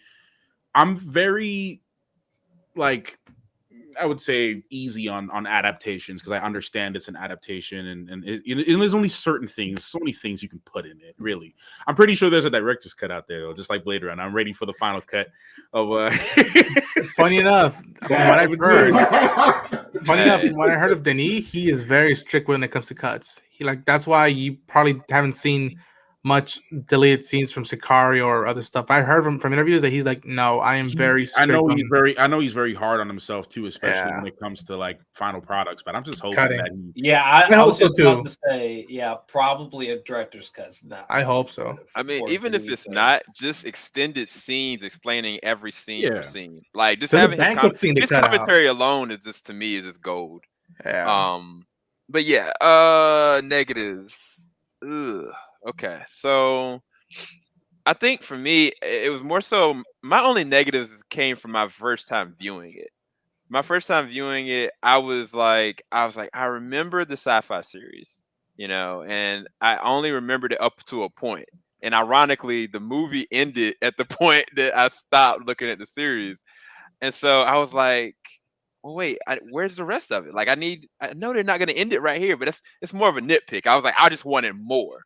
But I think that it was just more of a lack of understanding what was really happening in terms of Paul's visions. It's not necessarily a negative. It was just more so like I wanted to really know. Like when I was watching the theaters, I was like, I wish I was watching this at home so I could have subtitles. I wish I could go and take time to process what he's really talking about. That's why I know the movie is a masterpiece, because immediately I think I talked to Anthony about like for an hour, something like that, Ant. And we just kind of broke down like certain things. I was just asking him questions. I was like, what about this? What about this? What about this? And I was like, the movie expanded so much in my mind the more I unpacked it. But when I was first watching it, I was just like, I have all these questions. And it's like, if I didn't have an Anthony or somebody else to talk to, I could have left really jaded. And being like, whatever, what do I have to invest in, kind of thing. But, outside of that, it's not really any negatives I have. I mean, I think that everybody, as far as the actors, brought their A game. I mean, he directed this masterfully. I mean, some people say it's a slow burn. Some people say that the marketing projected it as to be a certain kind of way to be an action movie. But in all honesty, like, that was your perception going into the film anyway. Like, I mean, I don't know what to say for that. So for me, I really do appreciate this as great cinema. So I don't really have too many negatives outside of that. I wish my man Dunk ain't die, but yeah, I do have a theory about that though, because there's a few times where we specifically see Duncan with the Fremen. Yeah. And, like being amongst them though. Just looking at Anthony's face. And, oh, you didn't want to know.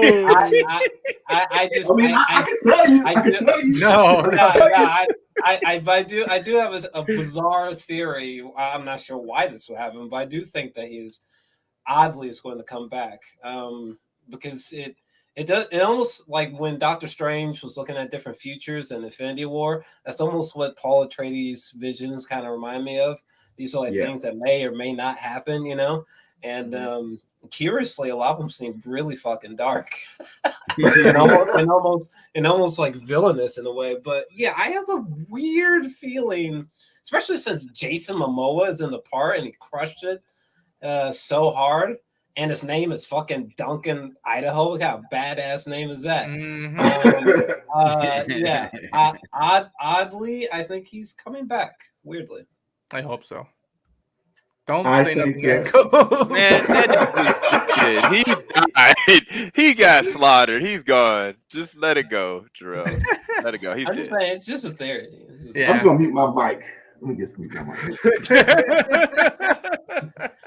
Okay. And his response, Jason's response, whenever you go back and watch the movie again, his response to being told that he was with the Fremen, this is really telling, in my opinion, as well. So, yeah. Right on. Okay. Hans Zimmer, the master of these great soundtrack. Yeah. Matthew, take it away. And Jorel, because I know you both are dying. I want to hear.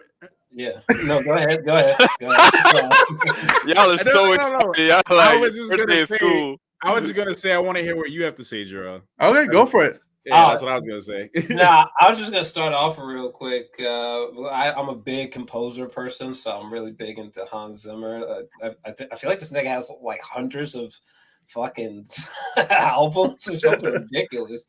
It's no joke with Hans Zimmer, and I'm really curious. I think you're the first person to express that this could be like his. Do you mean like this is his best like soundtrack, or do you think this is like his best body of work so far to you? I think this is his best score to date. Okay. For this project. And if y'all ready to hear my reasons, some of my reasons. Go for it, man. So also No Time to Die. A lot of people didn't know he did No Time to Die as well, and he did Army of Thieves. Well, he wrote Army of Thieves. The thing about this movie is one of the things that I learned on a technical level when it comes to composing films is that, and I love how Hans always talks about this, is he describes this as asking a question and then answering that question. And that's how he describes his music, being able to, bring you somewhere and then explaining something and then taking you somewhere else. The thing about it, we look at famous themes over the years, we look at greats like John Williams and Alan Silvestri and all these other people who have been making movies, Back to the Future, Star Wars, Space Odyssey, all these great stuff. You hear these great motifs and these great themes that you can remember. But the thing that I loved so much, especially that the sketchbook is just absolutely amazing. But the thing about it is atmosphere. Atmosphere is the biggest thing about this movie, and what the soundtrack brings to this film is atmosphere. I remember just putting it on my speakers and just listening to it and feeling like I was brought to another place. And when you really dissect each track of the score, you really see everything, all the intricate details, all the musical nuances. Everything was deliberate. And knowing Zimmer and knowing his process and understanding the way how he composes film, he takes this stuff seriously, and he's not afraid to challenge himself and challenge other people. And if you look at his his live shows are great, by the way. There's a picture from Hans Zimmer live, but his live performances are just fantastic. And people he works with, like Sheila E., one of the best female drummers of our time, Tina Guo on cello, and the list goes on. When you look at the typical superhero franchise and the superhero type music, and even his work in Sherlock and everything, they all have very similar sounding stuff because it's the man, it's his work. But this, I feel, is the one thing that separates Hans Zimmer that we know to, hey man, I just leveled up. Like, you say you never stop learning, you never stop progressing in life. I feel like this is the one thing that demonstrates that perfectly. This was a story. It was a story. Even I think the Bene Gesserit track too is one of my favorites on the soundtrack. The Bene Gesserit track, Ripples in the Sand, Leaving Caladan, all of them were just I don't know.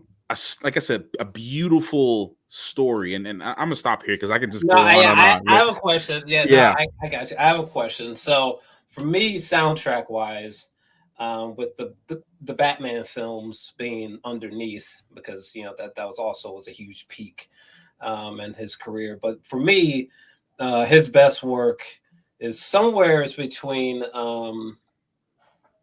Interstellar and Lord have mercy, I think I lost the other one. But Inception, maybe. Inception. Thank you. Yeah. Thank you. My mind's all over the place. But yeah, Inception and Interstellar are his. It's like a kind of a tie between his best soundtrack, in my opinion. Anyways, I'm still unpacking the Dune soundtrack, but I'm curious. I'm just interested that you think that this body of work or portions of it could be higher than that. Because, like, for example, like the songs of Inception and Interstellar have been loved and they gone viral in ways that I didn't know music from a soundtrack could. I mean, you could like look this up on like just say YouTube, for example, but like videos of the song Time from Inception or certain songs from Interstellar. I mean, they have like millions upon millions of hits. Yeah, Docking, it's just unbelievable. If the little kid of me can never imagine the world being blown away by songs from a soundtrack like that, like from a score. Like the little kid me would be like, wait, what? So I'm curious what moments or why you think the Dune soundtrack could be higher than that, because these moments are like it's like, wow, honestly, Interstellar, I just don't know if he can even outbest himself there. I don't know. I have to give I have an answer for that, and it's definitely a strong opinion for sure. And I'm with you. Like all of those bodies of work that you mentioned are amongst the greats, some of the greatest things we've ever heard in film scoring and composing. So, but the reason it still stands for me for Dune is the key thing for me is atmosphere. Not many people can create atmospheric scenes. Creating atmosphere in a score is a lot of composers talk about this, is one of the most complicated things that you can do, because if you look at any film from like James Wan or like any other horror film, there's like very generic atmospheric pieces and plugins and VSTs and tropes that you can use within a horror movie or a superhero movie, or a very genre specific types of things. But for a sci-fi film like this, normally if you look at Ad Astra, the score on that is like, what is that? You can't really remember too much from that one. But for this, like I said, atmosphere and being able to have your own. I said, I made a joke, but I'm also very serious about it too. Character, like my favorite character in the film, was the soundtrack. The beginning with those, it almost sounds like if you a didgeridoo in the beginning, with a person was doing those low growling. I'm like, man, this is crazy. And then when leaving Caladan, and even all of those sequences, to me, I felt just had so many. It's the little things for me too. Just the concept of less can be more, because yes, if you look at time, it's a motif that's just crescendos and builds upon itself and gets to a really grand scheme. It starts with a simple pattern, and then we start to add more layers on top of it. What we do in composing, you just keep on adding more instruments, bringing in more layers, more expressions, and then by the time we get to the end of it, you have this emotional piece that all started from a very simple pattern. And Hans, if there's anyone in the composing space that does this the best, I think it's Hans and Tom Holkenberg, who trained under him, and like Rupert Gregson-Williams, who also worked with him and did Wonder Woman and all that stuff. So, but yeah, I'm rambling, but to answer it, I do think atmosphere and simplicity is the key for this, is why I think it's the best, because he's doing so much with so little. You can use natural sounds. A lot of the stuff was natural sounds that this dude just went in the back of the studio and just started recording stuff, or just had people do this. And even Denis Villeneuve, he explained that he drove his team crazy with some of the tracks in Dune. So I feel like he really this is his best work, for the sense that he really challenged himself to be different than what he has done before in the past. Not saying that it's the other stuff is bad. It's great. Oh, no. The Dark Knight trilogy. I mean, the Dark Knight trilogy is the besides Lion King, Dark Knight trilogy is the one thing that made me like, hold up, who's this man? Oh yeah. And and I'm looking, I'm like, who is this dude? Because I'll never forget the theme. And then I remember watching, with Bane's theme too. I'm like, hold on, who is this man? Well, so, even because I still think, like, man, this probably is Interstellar, because like Interstellar, like there were niggas who don't even care about Interstellar that were just like, Jesus, the music. Yeah, that's a really heavy hitter one for me. It's to the point where so my wife, she's not the most musically inclined person, like at all, period, like at all. Yeah. So I remember I didn't tell her anything about it really. It's just, we did a reaction to it. Well, her first time watching it. And she was watching it, and the first thing she told me, she was like, man, the music. She said, what is going on here? And she's not really one to talk about music at all. So that's when I just get a little smirk. I'm like, yeah, you know it. You feel it. I ride it, sister. You got it. So it was a moment for me where I was just like, yeah, she's feeling what's going on here. And look, Interstellar is hard. And like I said, it's a strong opinion. It's very different. And Yeah. I'll stand by it because I feel like in 5 years or so we're going to be saying the same thing that we say about Interstellar for Dune. So, but that's No, you're probably right, but it's like, dude, like the scene with the waves and Interstellar, get the fuck out of here! Like the music, the chord progressions in that bad boy are legendary, dog. Hey, look, I ain't gonna argue. I'm not gonna argue you on that. I'm not gonna argue on that. Dude, the theme song when they're driving through the cornfields. Yeah, the organ, man. Good Lord have mercy. But anyway, I love a good organ. I love the way how Hans utilized organs in Interstellar. It's one of the best things. His music this time was a fusion. And that's what I'm saying. Like Ambient atmosphere, sound, ambient sounds.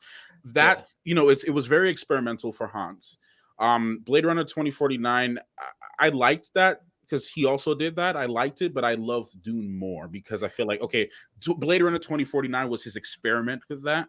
But this one was where he's like, okay, I kind of figured out what to do with this. This is, in this thing, let me actually. I can see that. I mean, because, it's easy. In my opinion, it's easy to make memorable sounding songs. We want, whenever you hear Superman's theme, you know it. Okay. Right. Whenever you hear Star Wars, you know it. You hear Tim Burton's back, you know it. Right. So, but to me, I think that, again, I spoke to many different composers of different levels and different points in their careers who would always say the one thing that's hard to do is creating a perfect atmosphere with music. And I mean, so I'm a novice at that, but I think I understand what you're saying. Like when you hear the Joker's theme in the Dark Knight, that not even the theme, that little sound like, that's like a thing. It's unnerving. And so like I said, like even for this, like it was parts where it wasn't really music, but it was just sound. And I was like, yeah, I'm immersed in what's going on right now. I feel like I'm there. I can feel it vibrating. Dude, and to add to, sorry. No, I was just about to say, like, I would almost, because I'm still unpacking the soundtrack, but I would almost say that the sound design impressed me equally, or even more so than the music. Like, there's a scene that freaks me out every time. Like, I lose my mind every time where they're walking past this like unfathomably huge spaceship on Arrakis, and Josh Brolin is like Atreides, and everyone's like Atreides. Oh, the trumpets! Yeah, and there's a ship. There's a ship that's just making this bass noise in the background, like. And like there's can I tell you something about that? I'm itching to see something. Yeah, there's such a mood to this. Such a mood. 90% of the sound design that you hear in this movie is all Hans. Yeah. There, a matter of fact, Denis actually talked about it in that same video that we, Sam and I we were talking about. That whole scene where he lifts his hand and you hear a big drop. Yeah, that was a compressed voice. That was like maybe 15 or 16 tracks of one compressed voice. Yeah, layered with reverb and just straight up the amount of things they threw on that one sound.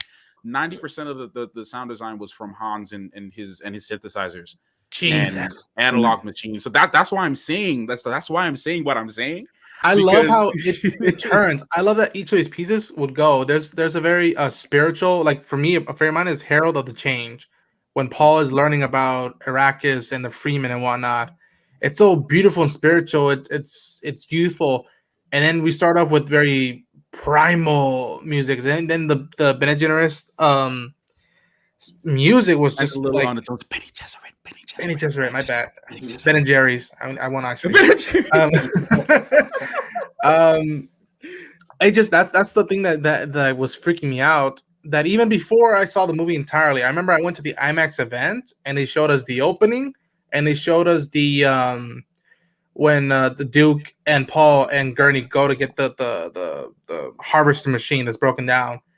That just from those two scenes, it was like 15-20 minute presentation, how it would switch from very spiritual to primal.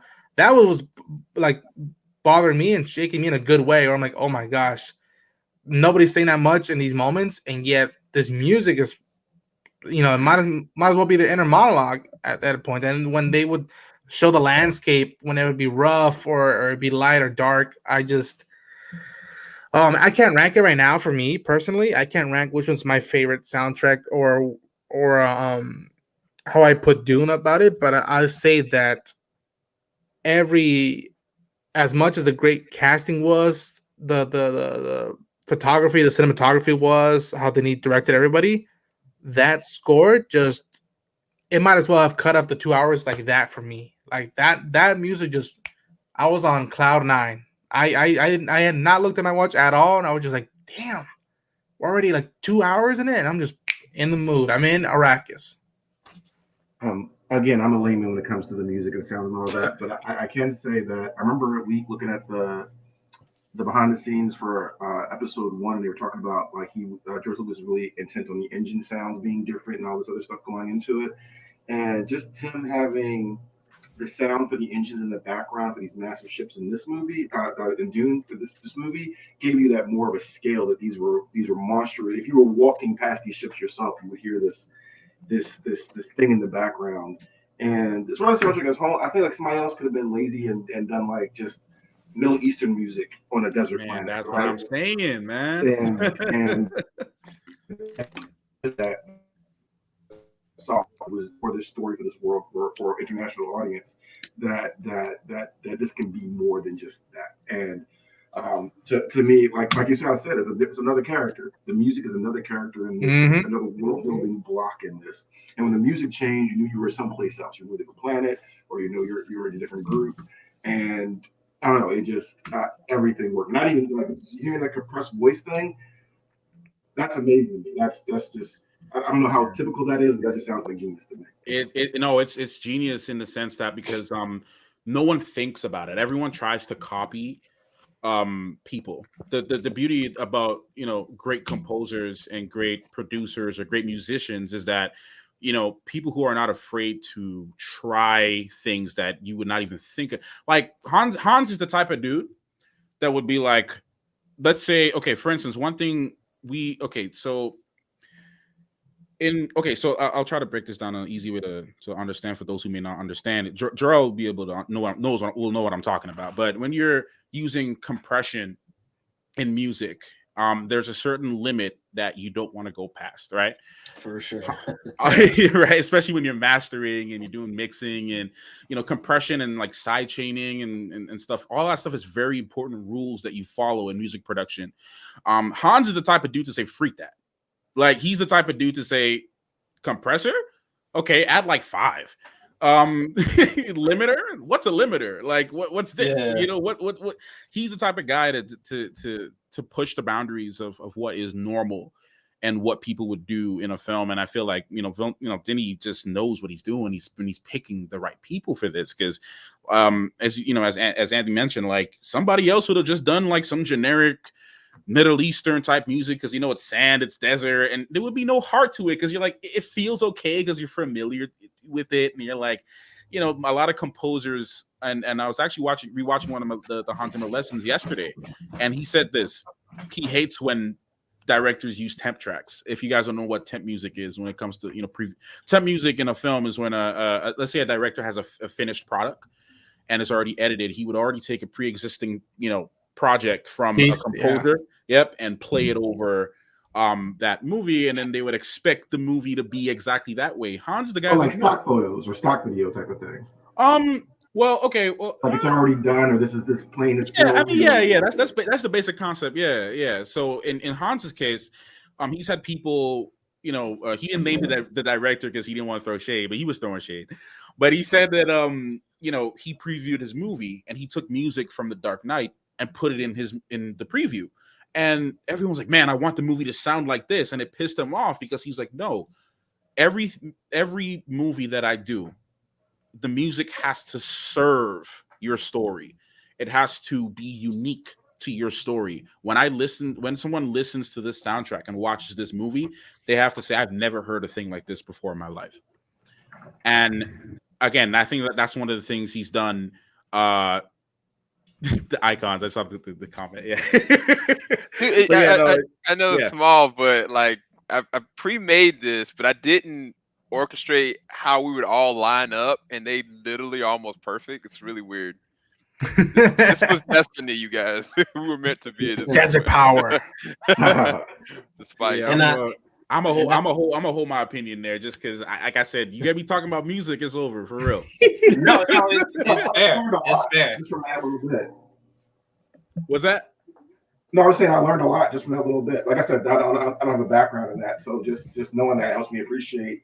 Like I know, again, I feel like sometimes you can just know there's more behind something, and you can feel there's more layers or more mythos or whatever in a story or in a soundtrack or whatever. Even if you don't, it's like when you listen to a rap song or a song, you might not get the full history, but you know there's history behind the song or there's passion or anything like that. So you giving me a little more slice of understanding is really appreciated from my perspective. Yeah, actually, Matt, I have a super technical question for you. Let's go. For the Dune soundtrack, the second song, "Herald of the Change." This is my favorite. This is my favorite track so far. It opens up, but I don't know what instrument it's playing. It sounds like some kind of like flute or something, but I'm not really sure what that instrument is. But that one moment towards like the very beginning of the track, it's like my favorite piece of music from the whole score so far. Anyways, Yeah, it's a Middle Eastern wind instrument. I can't put my finger on exactly which one it is because there's so many different types of Middle Eastern wind instruments. Sure. There's a lot of them, but it's definitely from that region. Yeah. It I need to find. This is what I don't know. Whoever played it is what I want to know is who played it. That's what's important to me. This is a sidebar, but if you look, have you guys played Assassin's Creed Valhalla at all, or listened to the soundtrack for the music? No. So this is a sidebar, but one of the things I appreciate is when composers bring in players who, and this is why I love Ludwig Göransson as well. Is also another one of my favorite composers. Oh man, he brings in instruments that are dead. Instruments that no one plays anymore. And if you go to like Assassin's Creed Valhalla, 90% of the track is especially the string instruments and the woodwinds and the brass instruments. They're all played from old Viking instruments that no one plays anymore. Yeah. And it is beautiful. Like the Vikings, they had a one-stringed instrument that was made from like a tree log and some like weird feathers and stuff. And like they use it as a bass.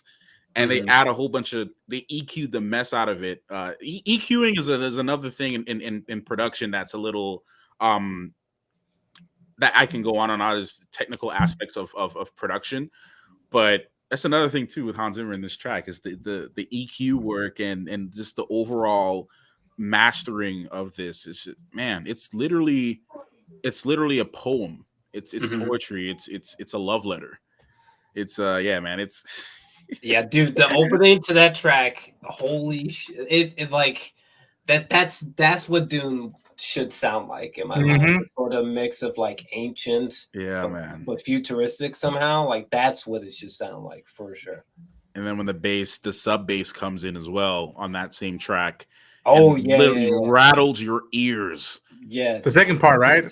Yes, the second part of Herald of the Change. Yeah. And that perfectly mirrors the visuals of the movie because we have this movie where you have this great leap in technology, but because of technology, we've gone back to swords. So you have this futuristic landscape where we're still using swords and knives and combat, and so you have this ancient brought into this new. And I don't know. That's the music. That's the intention of it is to bridge that's the whole point of Dune. You know, AI is outlawed. It's a celebration of the human mind and humanity. Yeah. And understanding that and that relationship, but also being in what 10,100 and something. I forgot the year exactly when the movie started. Way into the future. I think technically it's supposed to be like 20 or even 30,000 years. Something like that. It's 10,000 from whatever their date was. And I forget what their marker is. So it's 10,000 from that marker, which is however many thousands of years from our market. Right. Real quick, Anthony, because we briefly talked about it and it's not technically a spoiler. Shout out to Ty. This is LT. He was joking, but I did want to bring up that scene because we didn't talk about it. Because my perception when I watched it, I was like, okay, Paul knows how this fight is going to go. And so he's able to counter the guy. But you had said something else that I thought was really interesting about what was happening specifically with that interaction. And, even the foreshadowing of him, had met the guy before. So I was just curious your perspective and on what happened with that fight. Oh, so what's really interesting with that account? So again, the way Paul isn't just seeing visions, because we've seen how his visions aren't always perfect, right? What he sees, what Right. they show us as visions don't necessarily happen. What he's Mhm. doing is he's changing. So when the books they have this, and I'm going to butcher the quote, where he says the future is this great big door that as soon as you walk through it, turns into a narrow corridor, right?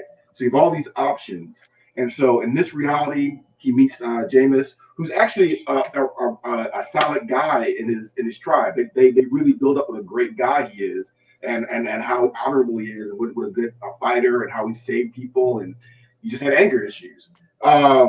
And so in one future, him and Paul, he mentors Paul. He becomes Paul's friend. So Paul sees him teaching him about the desert and all this other stuff and fighting beside him and things like that. But if he does this doesn't happen. And so he's not only battling the fight in front of him, he's also battling the consequences that go on after that. And even the conversations he's having with her or his mom, even how he wins, right? So one of the things they talked about was, is he playing with him? And the reason they said that was because they realized he could kill him at any point in time. And they're like, well, fighting to death is one thing, but you playing with the guy, that means if you come after me, you're going to torture me and things like that. So how he wins is important too. So you have all these different possibilities, and he's also can see this and learn from it. And so it's kind of hinted that's the reason why he knows how to do certain things, the natural way of way they do it, because he's been mentored. He's gone through that future. He's seen it. And he's like, oh. And so he kind of already has a relationship with the guy that he killed. And you kind of saw that he cared about him when he was dying. He went over to him, and it wasn't just that it was the first person he killed. He really knew the guy. It's almost like, Ender from Ender's Game. We'll talk about how to beat somebody, he had to know him, he had to love him. So he's seeing all these possible futures of what could possibly happen. And the thing in the book he talks about is he's not even just fighting against a terrible future. He's also fighting against a perfect future, because a perfect future dooms humanity to complacency, and we still die out. So the future can't be too good, can't be too bad. Oh man! And even sometimes where he sleeps can have all these drastic effects. So and I think they did a really good job of showing. And I also understand why it could be confusing, but showing that his visions are imperfect, but these are possible timelines. So people try to fight the him versus Luke Skywalker, because Luke Skywalker has a little bit of vision of the future and has really good power.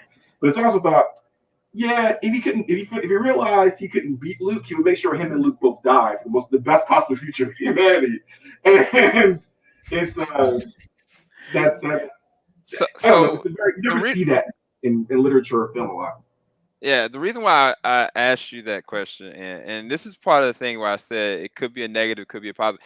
I'm wondering of a normal casual viewer what their perception of what happened was. Did they think it like me, where it's like, oh, okay, well, he saw himself dying to this guy, and now he's gonna predict what's going on. Versus the way you're spilling it, like I could break it down to somebody like, that guy Doctor Strange, that time stone he's got. He ain't got nothing on Paul. No, honestly, like, because that's a realization of the depths of this character, and it's hard to kind of convey it, even in just this part one. It's easy for somebody that's just like, went to the bathroom, came back. Like, if you're not honed in and really focused on what's happening, or even care to hone in, you're gonna fly over your head. Okay, so can I say something about that too? Actually, I keep forgetting to mention this when it comes to this, is that I think those movies that leave a lot of again, Denis mentions this in his breakdown, mental suggestion, because even with the Gumjabar scene, it's described what's happening in the box, and you get to visualize what's happening, but it's like it's like if if you read the book, it's like if you've read the book, you see what's happening, but I feel like movies, especially, and I watched Parasite again last night, from Bong Joon-ho, which is one of my favorite films, man. Great film. And I love movies. Some people are iffy about like movies like Get Out and stuff, but like movies like that was one of my favorites. Whenever you go back and watch them, I walk away with a new experience. And I love movies that challenge me mentally, especially if I don't understand it the first time, but I'm able to recognize that it was great. I'm like, okay, this movie is gonna be great, and it's gonna be a game changer, and I'm gonna love it. time to watch it again. I mean, I understand it the first time, but I'll watch it again.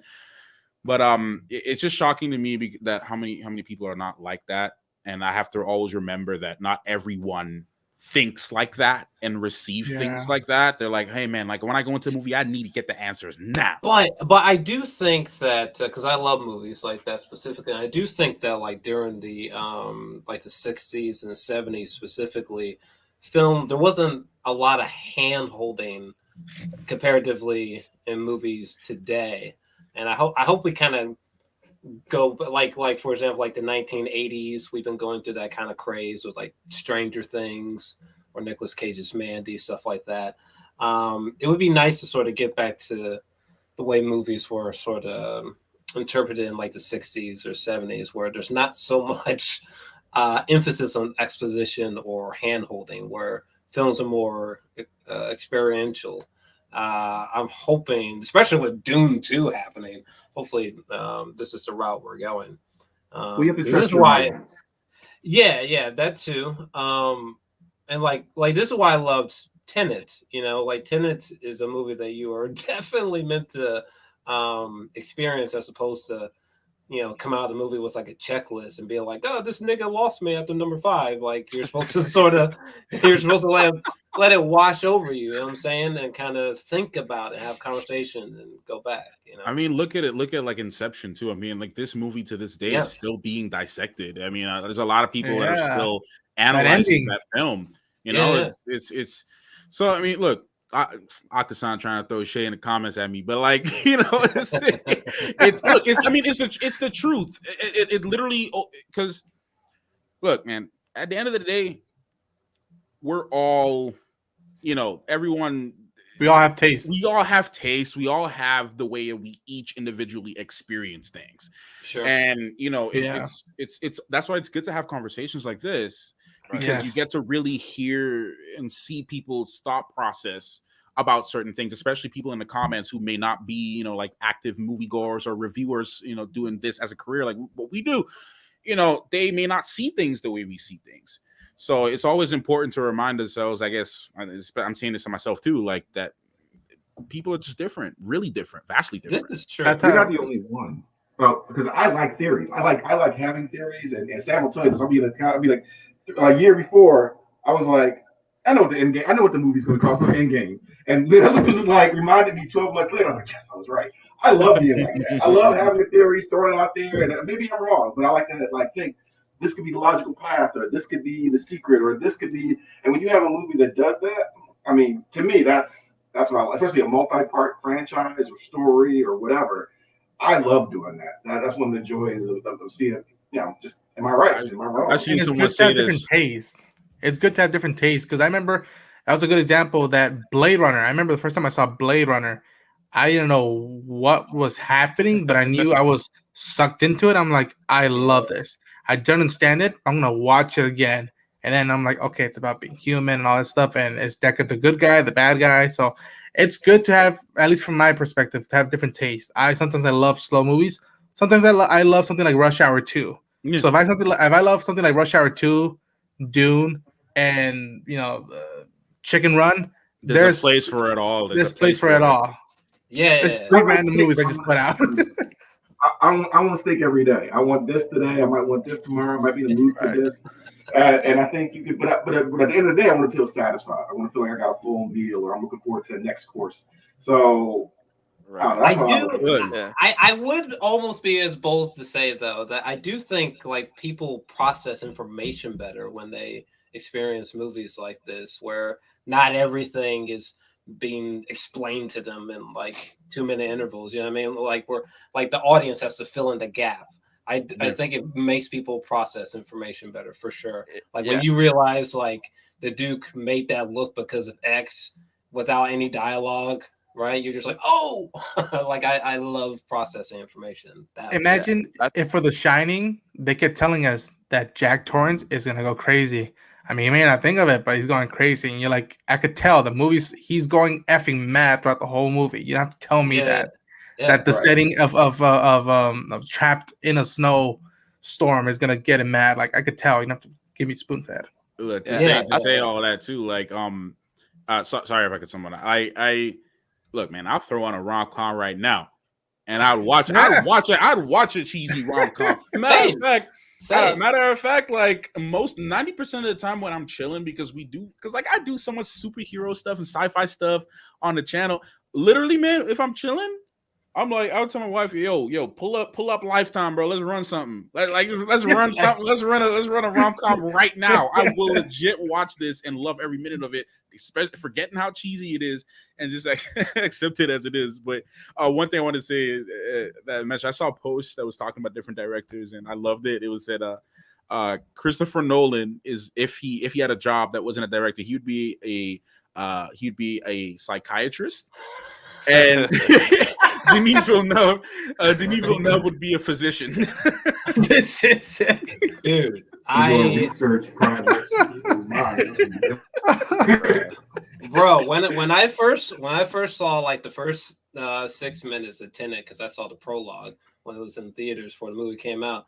I remember just being like, I have no idea what just happened, but like I'm so excited to like decipher this bitch and to talk with my buddy on the phone till fucking hours go by trying to figure out what this motherfucker means. You know what I mean? I get that other people's minds don't work that way, but like that was my shit, dog. I'm like, yo, I have so many questions and I'm blown away. Yeah, I think that there's something to what Jarrell kind of said. That a movie like this that makes you ponder something, makes you think. I think that those stand the test of time, and they're the most least forgettable films that you're like, man, I'm still thinking about that. You know, I think that it's like normal casual viewers, it might be a 50-50. 50% of them may not even care to try, but then the other 50% that really like dig in, it's like, oh wow, what does this really mean? Yeah. And once they get engaged, it's gonna stick with them forever. Yeah. But then to your point too, Matt, like, I mean, I look at everything. I mean, you know that. All y'all should know that. Yep. I look at everything. I was looking at Not Another Teen movie the other day, and I was like, what the heck is this? But then I was like, I'm sitting there laughing, and I was looking at a movie that it really shouldn't work, but I actually like Boss Level, so I ended up looking at this. It was called Cop Shop, and I was like, this is freaking awesome. It's so entertaining. So I think that you can't be closed-minded to a situation. Every movie is going to be a different experience. Yeah. But when you go into it with a certain expectation and you've already made up in your mind what the perception of what it's going to be before you even experienced it, you've cut your legs out, in my personal opinion. I never want to do that. And it's hard being a critic. When you see so many movies, you're like, oh, I ain't got time to be seeing another foolishness like this. But I think as casual viewers that are watching this right now, like, allow yourself to be open up to whatever the experience is going to be and let it take you up. Don't let me or Jarrell or Chris Duckman or Jeremy Johns or whoever persuade you one way or left or right, because your experience could be validly different than our perspective.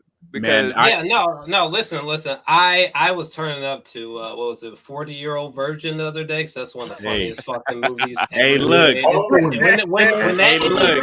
Could not be made today, but always funny. Hey, look, you running the vibes. Huh? Listen, when that Indian man, when he was talking to that black dude, he had me crying. When he was like, the commission, okay? I cannot turn till the blade has blood. That shit made me laugh so hard. Yo, dude. So I was looking at, was it like last week? I was looking at Encino Man. Oh wow! He's in the Jews, buddy. Like, I mean, I love Encino Man. I haven't watched it in years, but it made me feel the same as that way the first time I saw it. You know what I'm saying? So I feel you, Jarrell. I feel you. Yeah. Good, man. I feel like it's good. It's good to because I try to be able to, I don't know, it's gonna sound hella lonely, man, but like I grew up not having a lot of friends, so I would always try to intentionally like learn different things about many different things so that I can try to find a group to fit in with.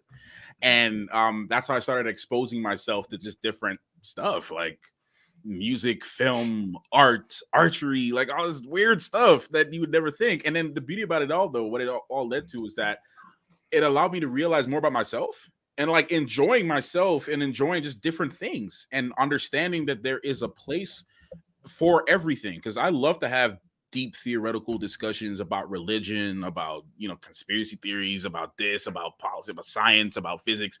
I can listen to Neil deGrasse Tyson talk for 8 hours. Like I love things like that. But then I can also just sit down and just listen to some stupid comedy thing that doesn't even really make any sense, or look at a stupid TikTok that doesn't even really correlate to anything in life.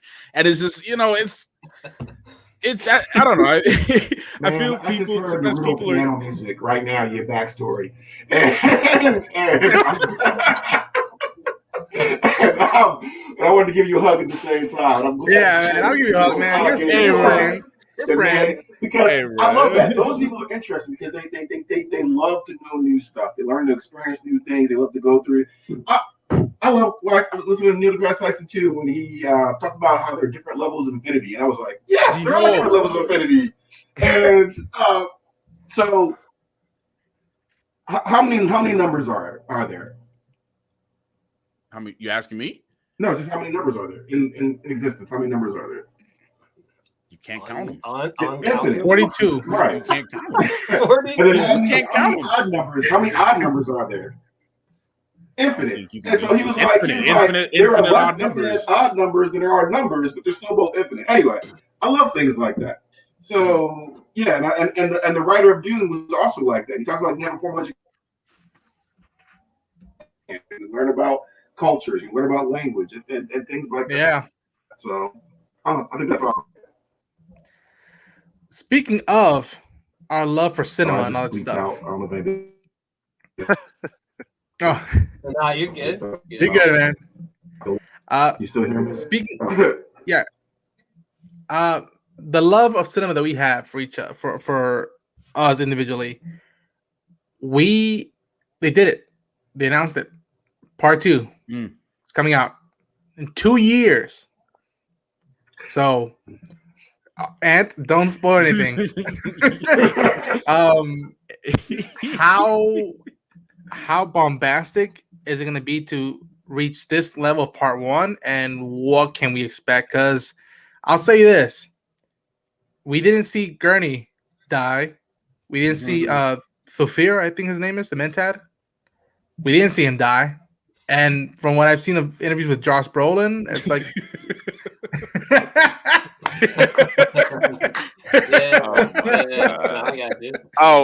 we got somebody that's in the building real quick that wants to shoot his shot and let us know what he thinks about Dune Part 1, and then I guess his conclusion thoughts. And I got here Jedi Mike. What's going on? Hey, what up?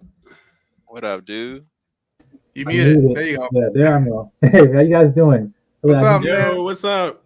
Yeah, just got off work and stuff. So I'm gonna give you all the questions, and you can just be real quick about them. All right. Cool. So first question was, how do you feel about the film? What was your favorite character and why? And then the last thing was, what was the things you thought was kind of like, it could have been better, or nitpicky things? You can just real quick. Yeah. So favorite character. Surprise! I'll say in terms of my favorite character is what I thought was an improvement from the original. Like it's easy to say, Timothée Chalamet, easy to say Zendaya or whatever like that. I'm actually gonna go Jason Momoa for Duncan. That was just like really, because I watched. It's a guilty pleasure for me for the original film.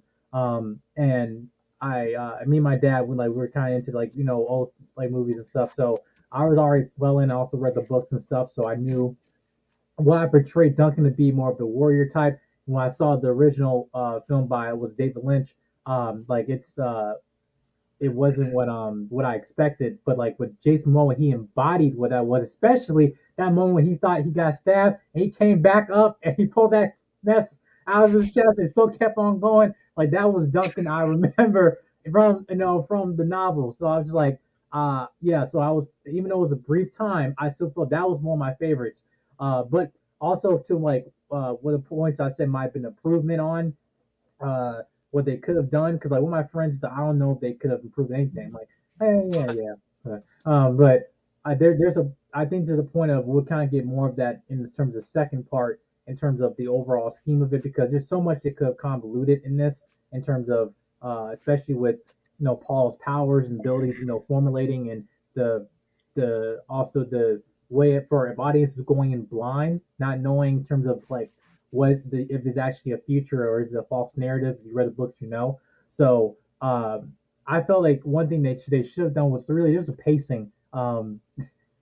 Really in the middle of the act. I know they try to split in the book, two parts, but it was a part where they kept going through sand, just walking. Like my favorite scene was with him and his mother in the tent and him visions of the future. That was my favorite scene. But then after that, it just, you're going down through a sandstorm and another one, and you're walking through sand again, and you're walking and again and again and again, and then you got some mess with the Baron and shit, and then you kept walking, That's what shout out to Jay King was talking about, like the doc is like I hate sand, man. After watching the movie, I'm like yeah, I get it.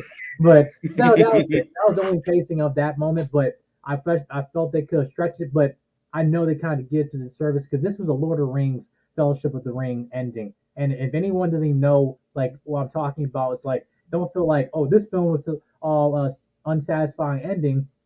Felt lackluster in the end, just ending the knife fight. Like no.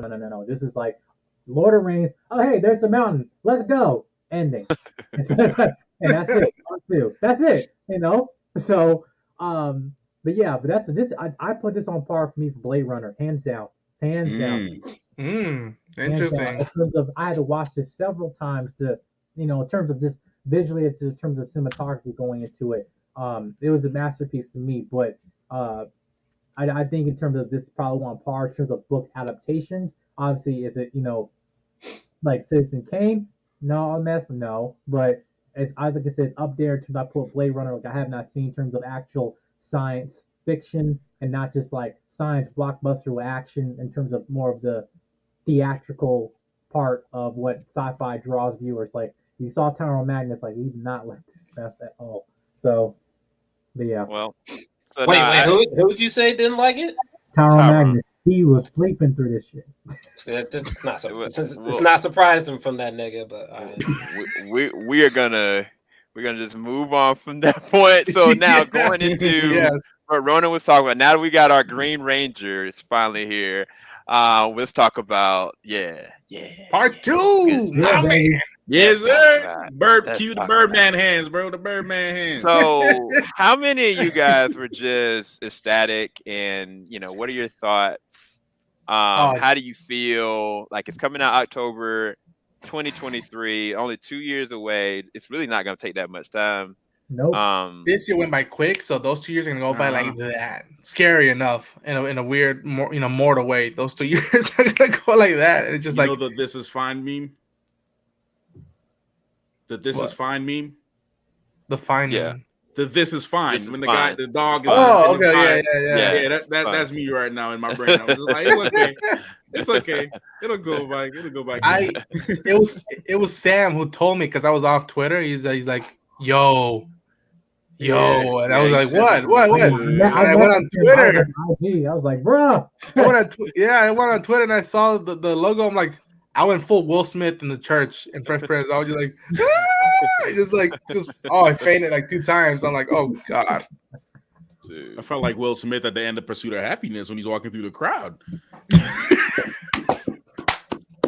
Yeah. somehow, because of the theatrical release, Jedi Mike got it to the teeth. Oh, dude. Somehow this movie made it with the theatrical release and same day or early day HBO Max release. Somehow, I don't know how this happened. I mean, no surprise because Denis and the Dune story, but I was worried because of how Suicide Squad ended up. Which I still love it and it's great, but I was just like, oh, I hope this movie doesn't go the same way that Blade Runner Blade Runner 2049. I was so devastated when it didn't lit the world on fire, even though it's an amazing film. But I'm like, okay, thank God. I'm like, all right, let's go, part 2. Like literally, I think it was like bumper to bumper in there.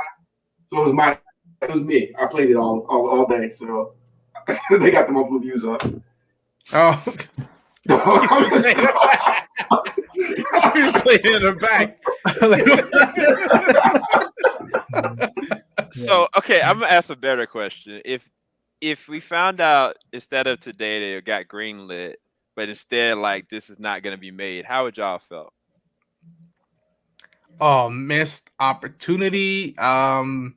This would have been the next. Should I even say it? No, Yeah, I'm not gonna say do it. No, I'm not gonna say it. I would say something. Yeah, I'm not gonna say it. Is DC it would have been.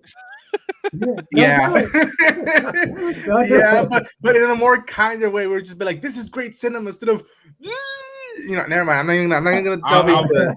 I'll be careful how I say this. I'm just glad it wasn't just up to WB. That's all I'll say. I'm glad that it wasn't just up to them. I'm glad the decision. I'm saying that with a grain of salt, but like, I'm glad Legendary had the hammer in this decision. In my opinion, just because I would have feared for it. That's where I saw the post. Legendary Pictures is Twitter. I'm like, all right, cool. Yeah.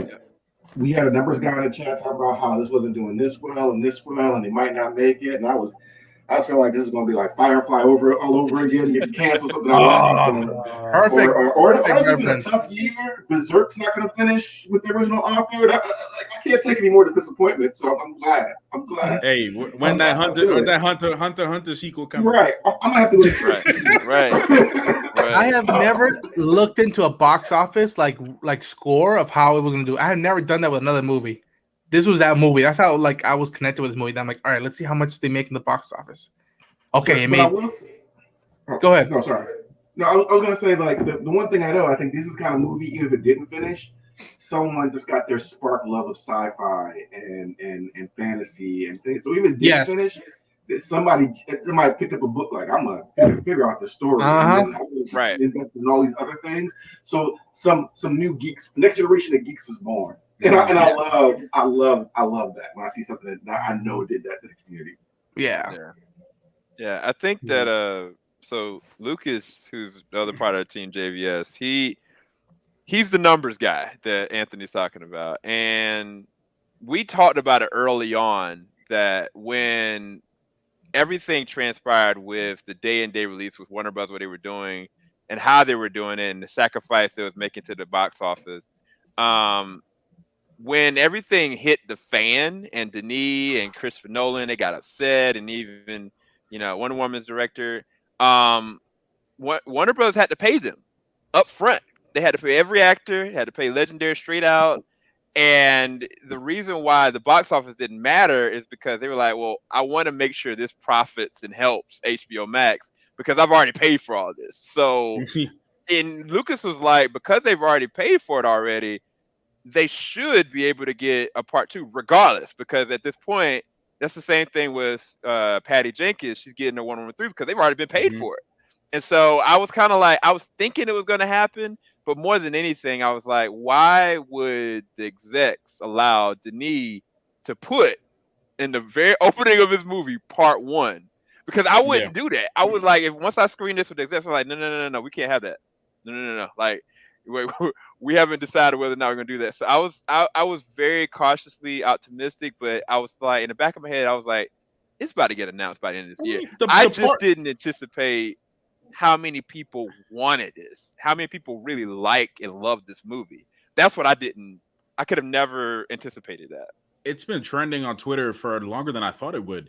And then also the part 1, I feel too, which is also why I wasn't as shocked with the announcement, but I was happy because I just felt it. I felt it in my spirit that it was going to be good.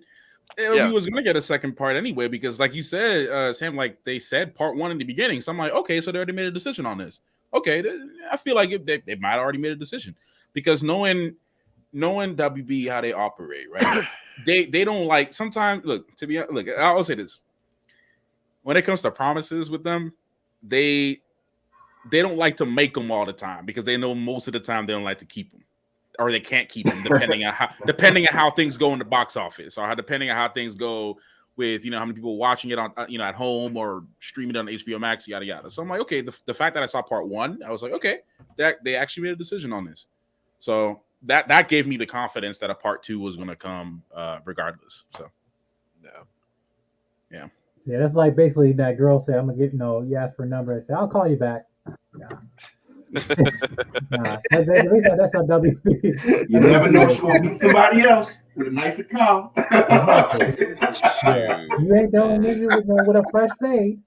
I'm never calling you back, Bermuda. Like, But yeah, you made a good point though about the bot. Like, I was like, I was guaranteeing hopefully that was gonna come through. But looking just at the theater, it was bumper to bumper, elbow to elbow in that theater. It was Avengers level like pack in that theater. And I have not like since pandemic, I have not seen in a very long time, and it put a lot of pieces just in my heart, just like the fact that we saw Shang-Chi and other stuff like that, just in terms of films. But with this, is that I was hoping this would be very consistent in terms of actually having the audience to come and not go on HBO Max, at least for the first viewing. I'm trying to project the second week drop, and I'm seeing that's what I'm really concerned about. The hopefully that basically kind of determines like the HBO Max relationship, with this film, but obviously guarantee a sequel. So, I mean, everything's the odds in our favor. Right. And I think I was gonna say we should have a moment where we should talk about like things we're anticipating for the next one, but two of y'all ninjas have already gone through the book, so I feel like it's not a good taste to try to do that. I ruined something for Sam. I feel sorry, Sam. I couldn't take it any longer. Hey, look, it's all good. I've kept it under wraps, and I actually kind of think I needed it, to be honest, so I could be something excited about. The only thing I can say about Dune 2 is that I really feel like I guess this first movie was his level of like hand holding. So like I feel like in the sequel he's gonna have free reign to just sort of like we don't have to sit around explaining anymore. We can kind of just go nuts. He said that. So appetizer.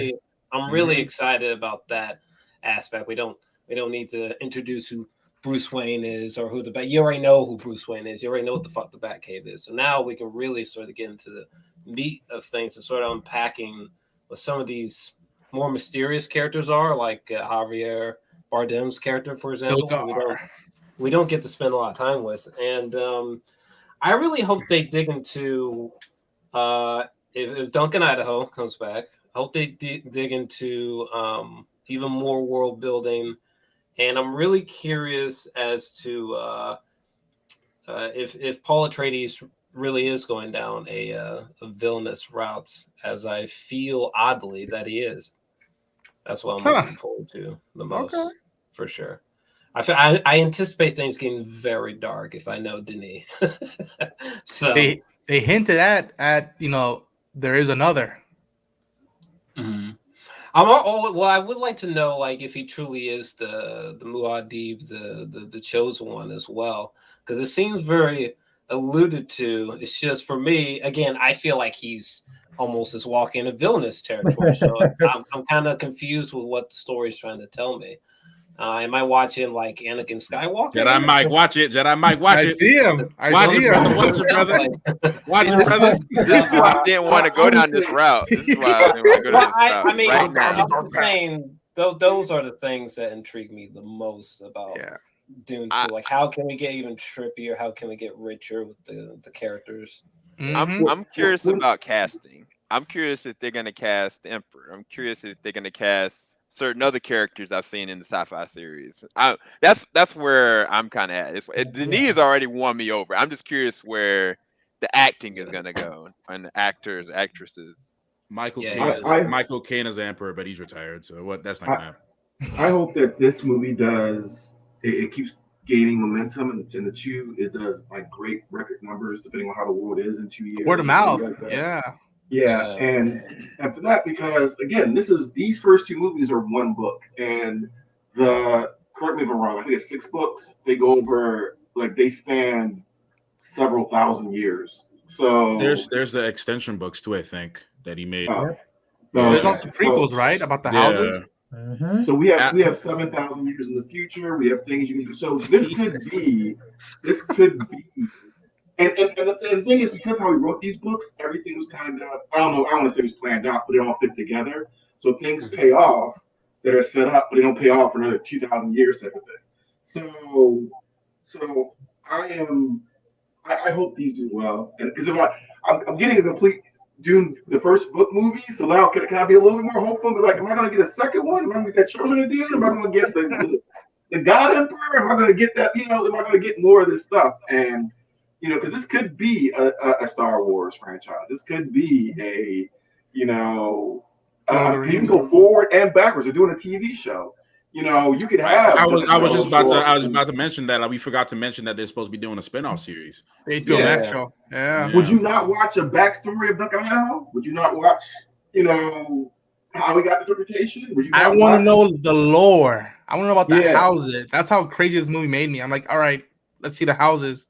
See how that came about. Why have we spilling blood for centuries? What's been going on? What's going on with y'all? Mm-hmm. Why was Leto so popular? Why do people like it so much? Those are good questions.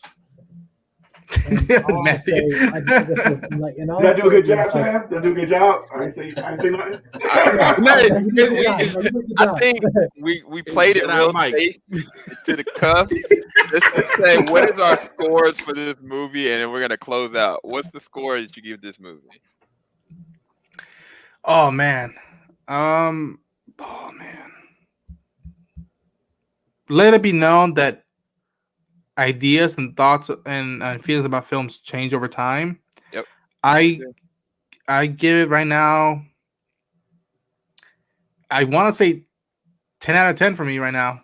I mean, I can't describe how. Take away Dune, Denis Villeneuve impacted me when I saw Sicario. I remember seeing Sicario and be like, all right, this is a cat. I gotta keep an eye out for what he does. And he hasn't done a bad film in my opinion.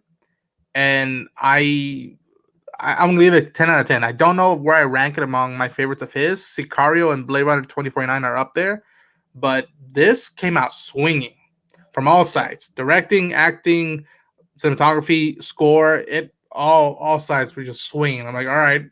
So as of right now, I give it a 10 out of 10. I really, really dug this movie and want to know more. Right. Jedi Mike, what about you?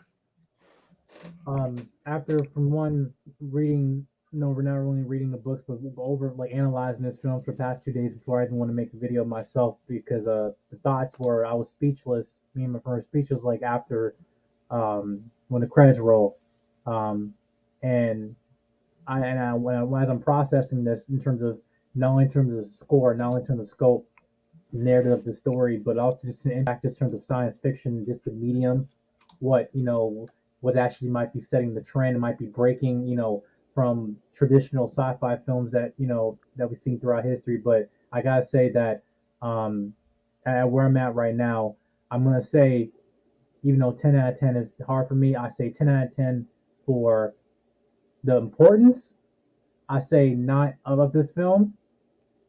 I say 9. I say 9.5, 10 in terms of the scope of this film, because it's very hard for me to give a film 10 out of 10. That's just me. But this is one of the most important sci-fi films I've seen in a long time, and I think that we're going to continue to have this conversation more years to come. That's my point. That's great. Anthony, what about you? What did you rate this? I'm going to give it a 9, but as a 9, then I know that when it's completed, when I get part 2, it's probably going to be a 10. It's kind of like how Captain America, the first movie, was a good movie, solid movie, but then you get a Winter Soldier in there, it makes the first movie even better. So I feel like that's where I'm going to be at with this movie. So 9, even though I liked it. Also because they didn't wear sunglasses in the desert, that's bothering me. So besides that,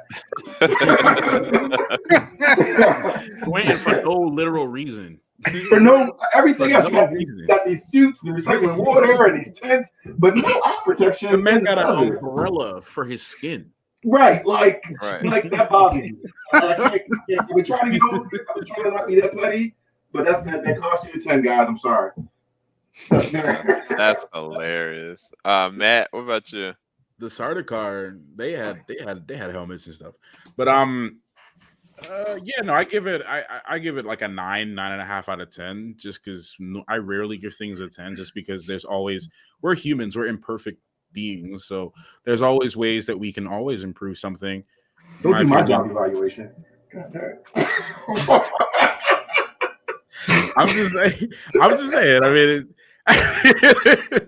we can always improve in little areas, man. Honestly. So, but besides that, just a fantastic movie, just a fantastic film, and one of the best. Besides, The Expanse, which I think is one of the best sci-fi series right now in terms of world building and slow burns and stuff.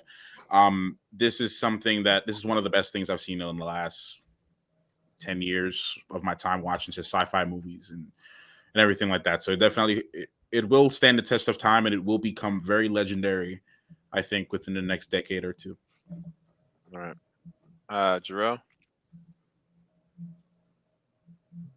Sorry about about that. My man knocked out. Got some spice. Sorry. I couldn't unmute. But yeah, no. So for me, I do just want to say real quick that in my personal opinion, even 10 out of 10s are flawed. I believe that anything stemming from people or humans is flawed because people are innately flawed. So even 10 out of 10 movies are actually flawed. They're not literally perfect, in my personal opinion. But what about Shawshank? I said what I said. I'm with you, Jorel. I said the same thing. I just Morgan Freeman's voice might be a 10 out of 10 perfect, but but no, but yeah, Dune is an easy 10 out of 10 for me. I haven't really seen something like this since like I first saw Lord of the Rings or 2001 or Solaris or the original Alien. It's like that kind of movie for me. Like this is like big, and I don't think that a lot of people realize that this is a passion project for the director has loved Dune since this man was like 12 years old.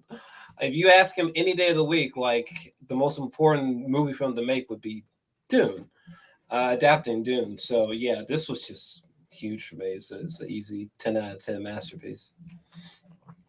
For me, I initially gave this movie, just like Ronin said, I think over time, progressionally, you come to either feel differently about a film for the negative or for the positive. For me, the longer I sit with this film, the more I've seen this film, I really, truly appreciate the world that is unraveling in front of me from a cinematic standpoint. So whereas I had it at an 8, 8 out of 10 the first time I saw it, I have it right now at a 9 out of 10. I do kind of feel like what Anthony said, I feel like when I can have both of these films and just watch them all the way through, I'm just gonna inherently just like hold them in the same standard together, because like you can't do one without the other, and it'll probably end up being a masterpiece at the end of the day from a cultural standpoint. Like there's so much that is been done in this film and cemented that really we still really haven't really completely unpacked. They started, like Jarrell and Matt really started diving in when it came to the score, but there's so many different levels to cinematography, from acting, from blocking, from directing, from storytelling, from sci-fi progression, from adaptational level. Like we really just scratched the surface, even though we've been doing this for 2 hours and 32 minutes. So yeah, I don't have anything else. Ronan said 11 out of 10, really. But yeah, I think we're done, you guys. You guys got anything else? I think we did the daggone thing. This was awesome. I'll say this because I'm a big Oscar Isaac fan. That line when he tells Lady Jessica, "We protect our son," she said, "with my life." I'm not asking his mother. I'm asking the Bene Gesserit. Is that how you say it? There you go. Bene Gesserit. I'm asking the Bene Gesserit, and I'm like, ooh, that's killer line, which I dug. This was a blast. What this movie did, brought us together to talk about this, is what I love about cinema. As much as I love the experience, is when I get to get out of the theater and be like, all right, who else feels shocked by this? We have to talk about it. And what the hell does this mean? And this mean? And da da da da. Somebody gave you a shout out, Jedi Mike, on your Squid Game. Thank you. Yeah, it's Halloween. Yeah, Halloween. Even though I have not seen that yet, some kind of Me way. neither. Me neither. I know. I'm behind. Holy shit. Girl, you know how busy I've been, dude. You know how busy I've been. I ain't got Fam, time it's to do the that. number one show in the. I internet. don't In care. the I ain't got time. I'm getting movies before they're coming out and shows before they're coming out. I ain't even seen Invasion yet. So I'm just saying, yeah, anyway. We're gonna end on that note. Yeah, I'm gonna give everybody the opportunity to plug themselves. Yeah. Matt, go ahead and plug. Well, I gotta go first. Man, do that. Get out of here. I got children screaming upstairs. No, man. As always, love talking to both of y'all and everyone. Some of y'all I met for the first time. Jedi Mike and Anthony, you guys are great. And definitely had a great conversation about this. And yeah, definitely check me out on YouTube, Matthew E. Haynes, where we can talk about more stuff like this. I'm screaming 90% of the time, and I don't know what I'm saying 90% of the time. But there you go. Subscribe. There it is. Oh my goodness. Jedi Mike, where can people find you, bro? You can find me on Jedi Mike 7 on Instagram and YouTube. Do reviews, news, and truth. I just want to say thank you. I know I just had work from 7 to 10, and I thank you guys, some of you guys personally now face to face and stuff. It's a true honor to look up to you guys, content creators. Yeah, you can find me on Jedi Mike 7 on YouTube. You see Ronin there, see Jay King in there. We catch it up sometimes and stuff like that. But yeah, it's a huge honor to be up here, man. Thank you. Yeah, thanks for coming in the clutch last minute. Yeah, man. The reference with Tommy was because you're the sixth person and you had green on. That's what it was. Not Anthony, where can people find you, dude? Earth 2 Comic Cast. I'm so bad at this. I guess they're on your channel sometimes. Yeah, so anywhere. I don't know. Just put the ant signal in the air and you'll find me. I put his Instagram in the description below, so follow him on Instagram. Oh my goodness! That's why I was asking you about you. Anyway, we're gonna talk about it later. Jarrell, Yeah. I'm gonna get better at it. I'll be like, blah, blah, blah, blah, blah, blah. Hit me up, likes. I'll do it one day. I'll get it. Oh my gosh! But yeah, my information should be somewhere down below, hopefully. But other than that, I go by Drell's Alexandria on YouTube. I cover mostly movie, TV show, album type of information, movie news. Do a lot of reviews, stuff like that. So that's what I'm on 24/7. Man, you make me feel good about myself. God dang, go ahead. And definitely check me out on Twitter. I might have to add that down below. I don't think people realize how active I am on Twitter. I'm on there all the time. So, but yeah. Oh my Also gosh! subscribe to him on Twitch. You know what? We're gonna leave you guys. Hope you guys enjoyed this. Make sure you leave a like. Make sure you subscribe to Ronin Unchained. Make sure you subscribe to TeamJVS. This is a dope collaboration. We'll be back for whatever the next big thing is. I don't know if there's anything bigger than this outside of the Matrix and Spider-Man, but we'll be back. Also, shout out before we leave, TeamJVS. Congratulations for getting 52K subscribers. Gentlemen, give a round of applause. If I could, in a no pandemic world, I would send you mariachis right now. I'll cross that bridge, man. I'll send you. No, yeah, man. There's many blessings to come. There's just the beginning, man. Yeah, honestly.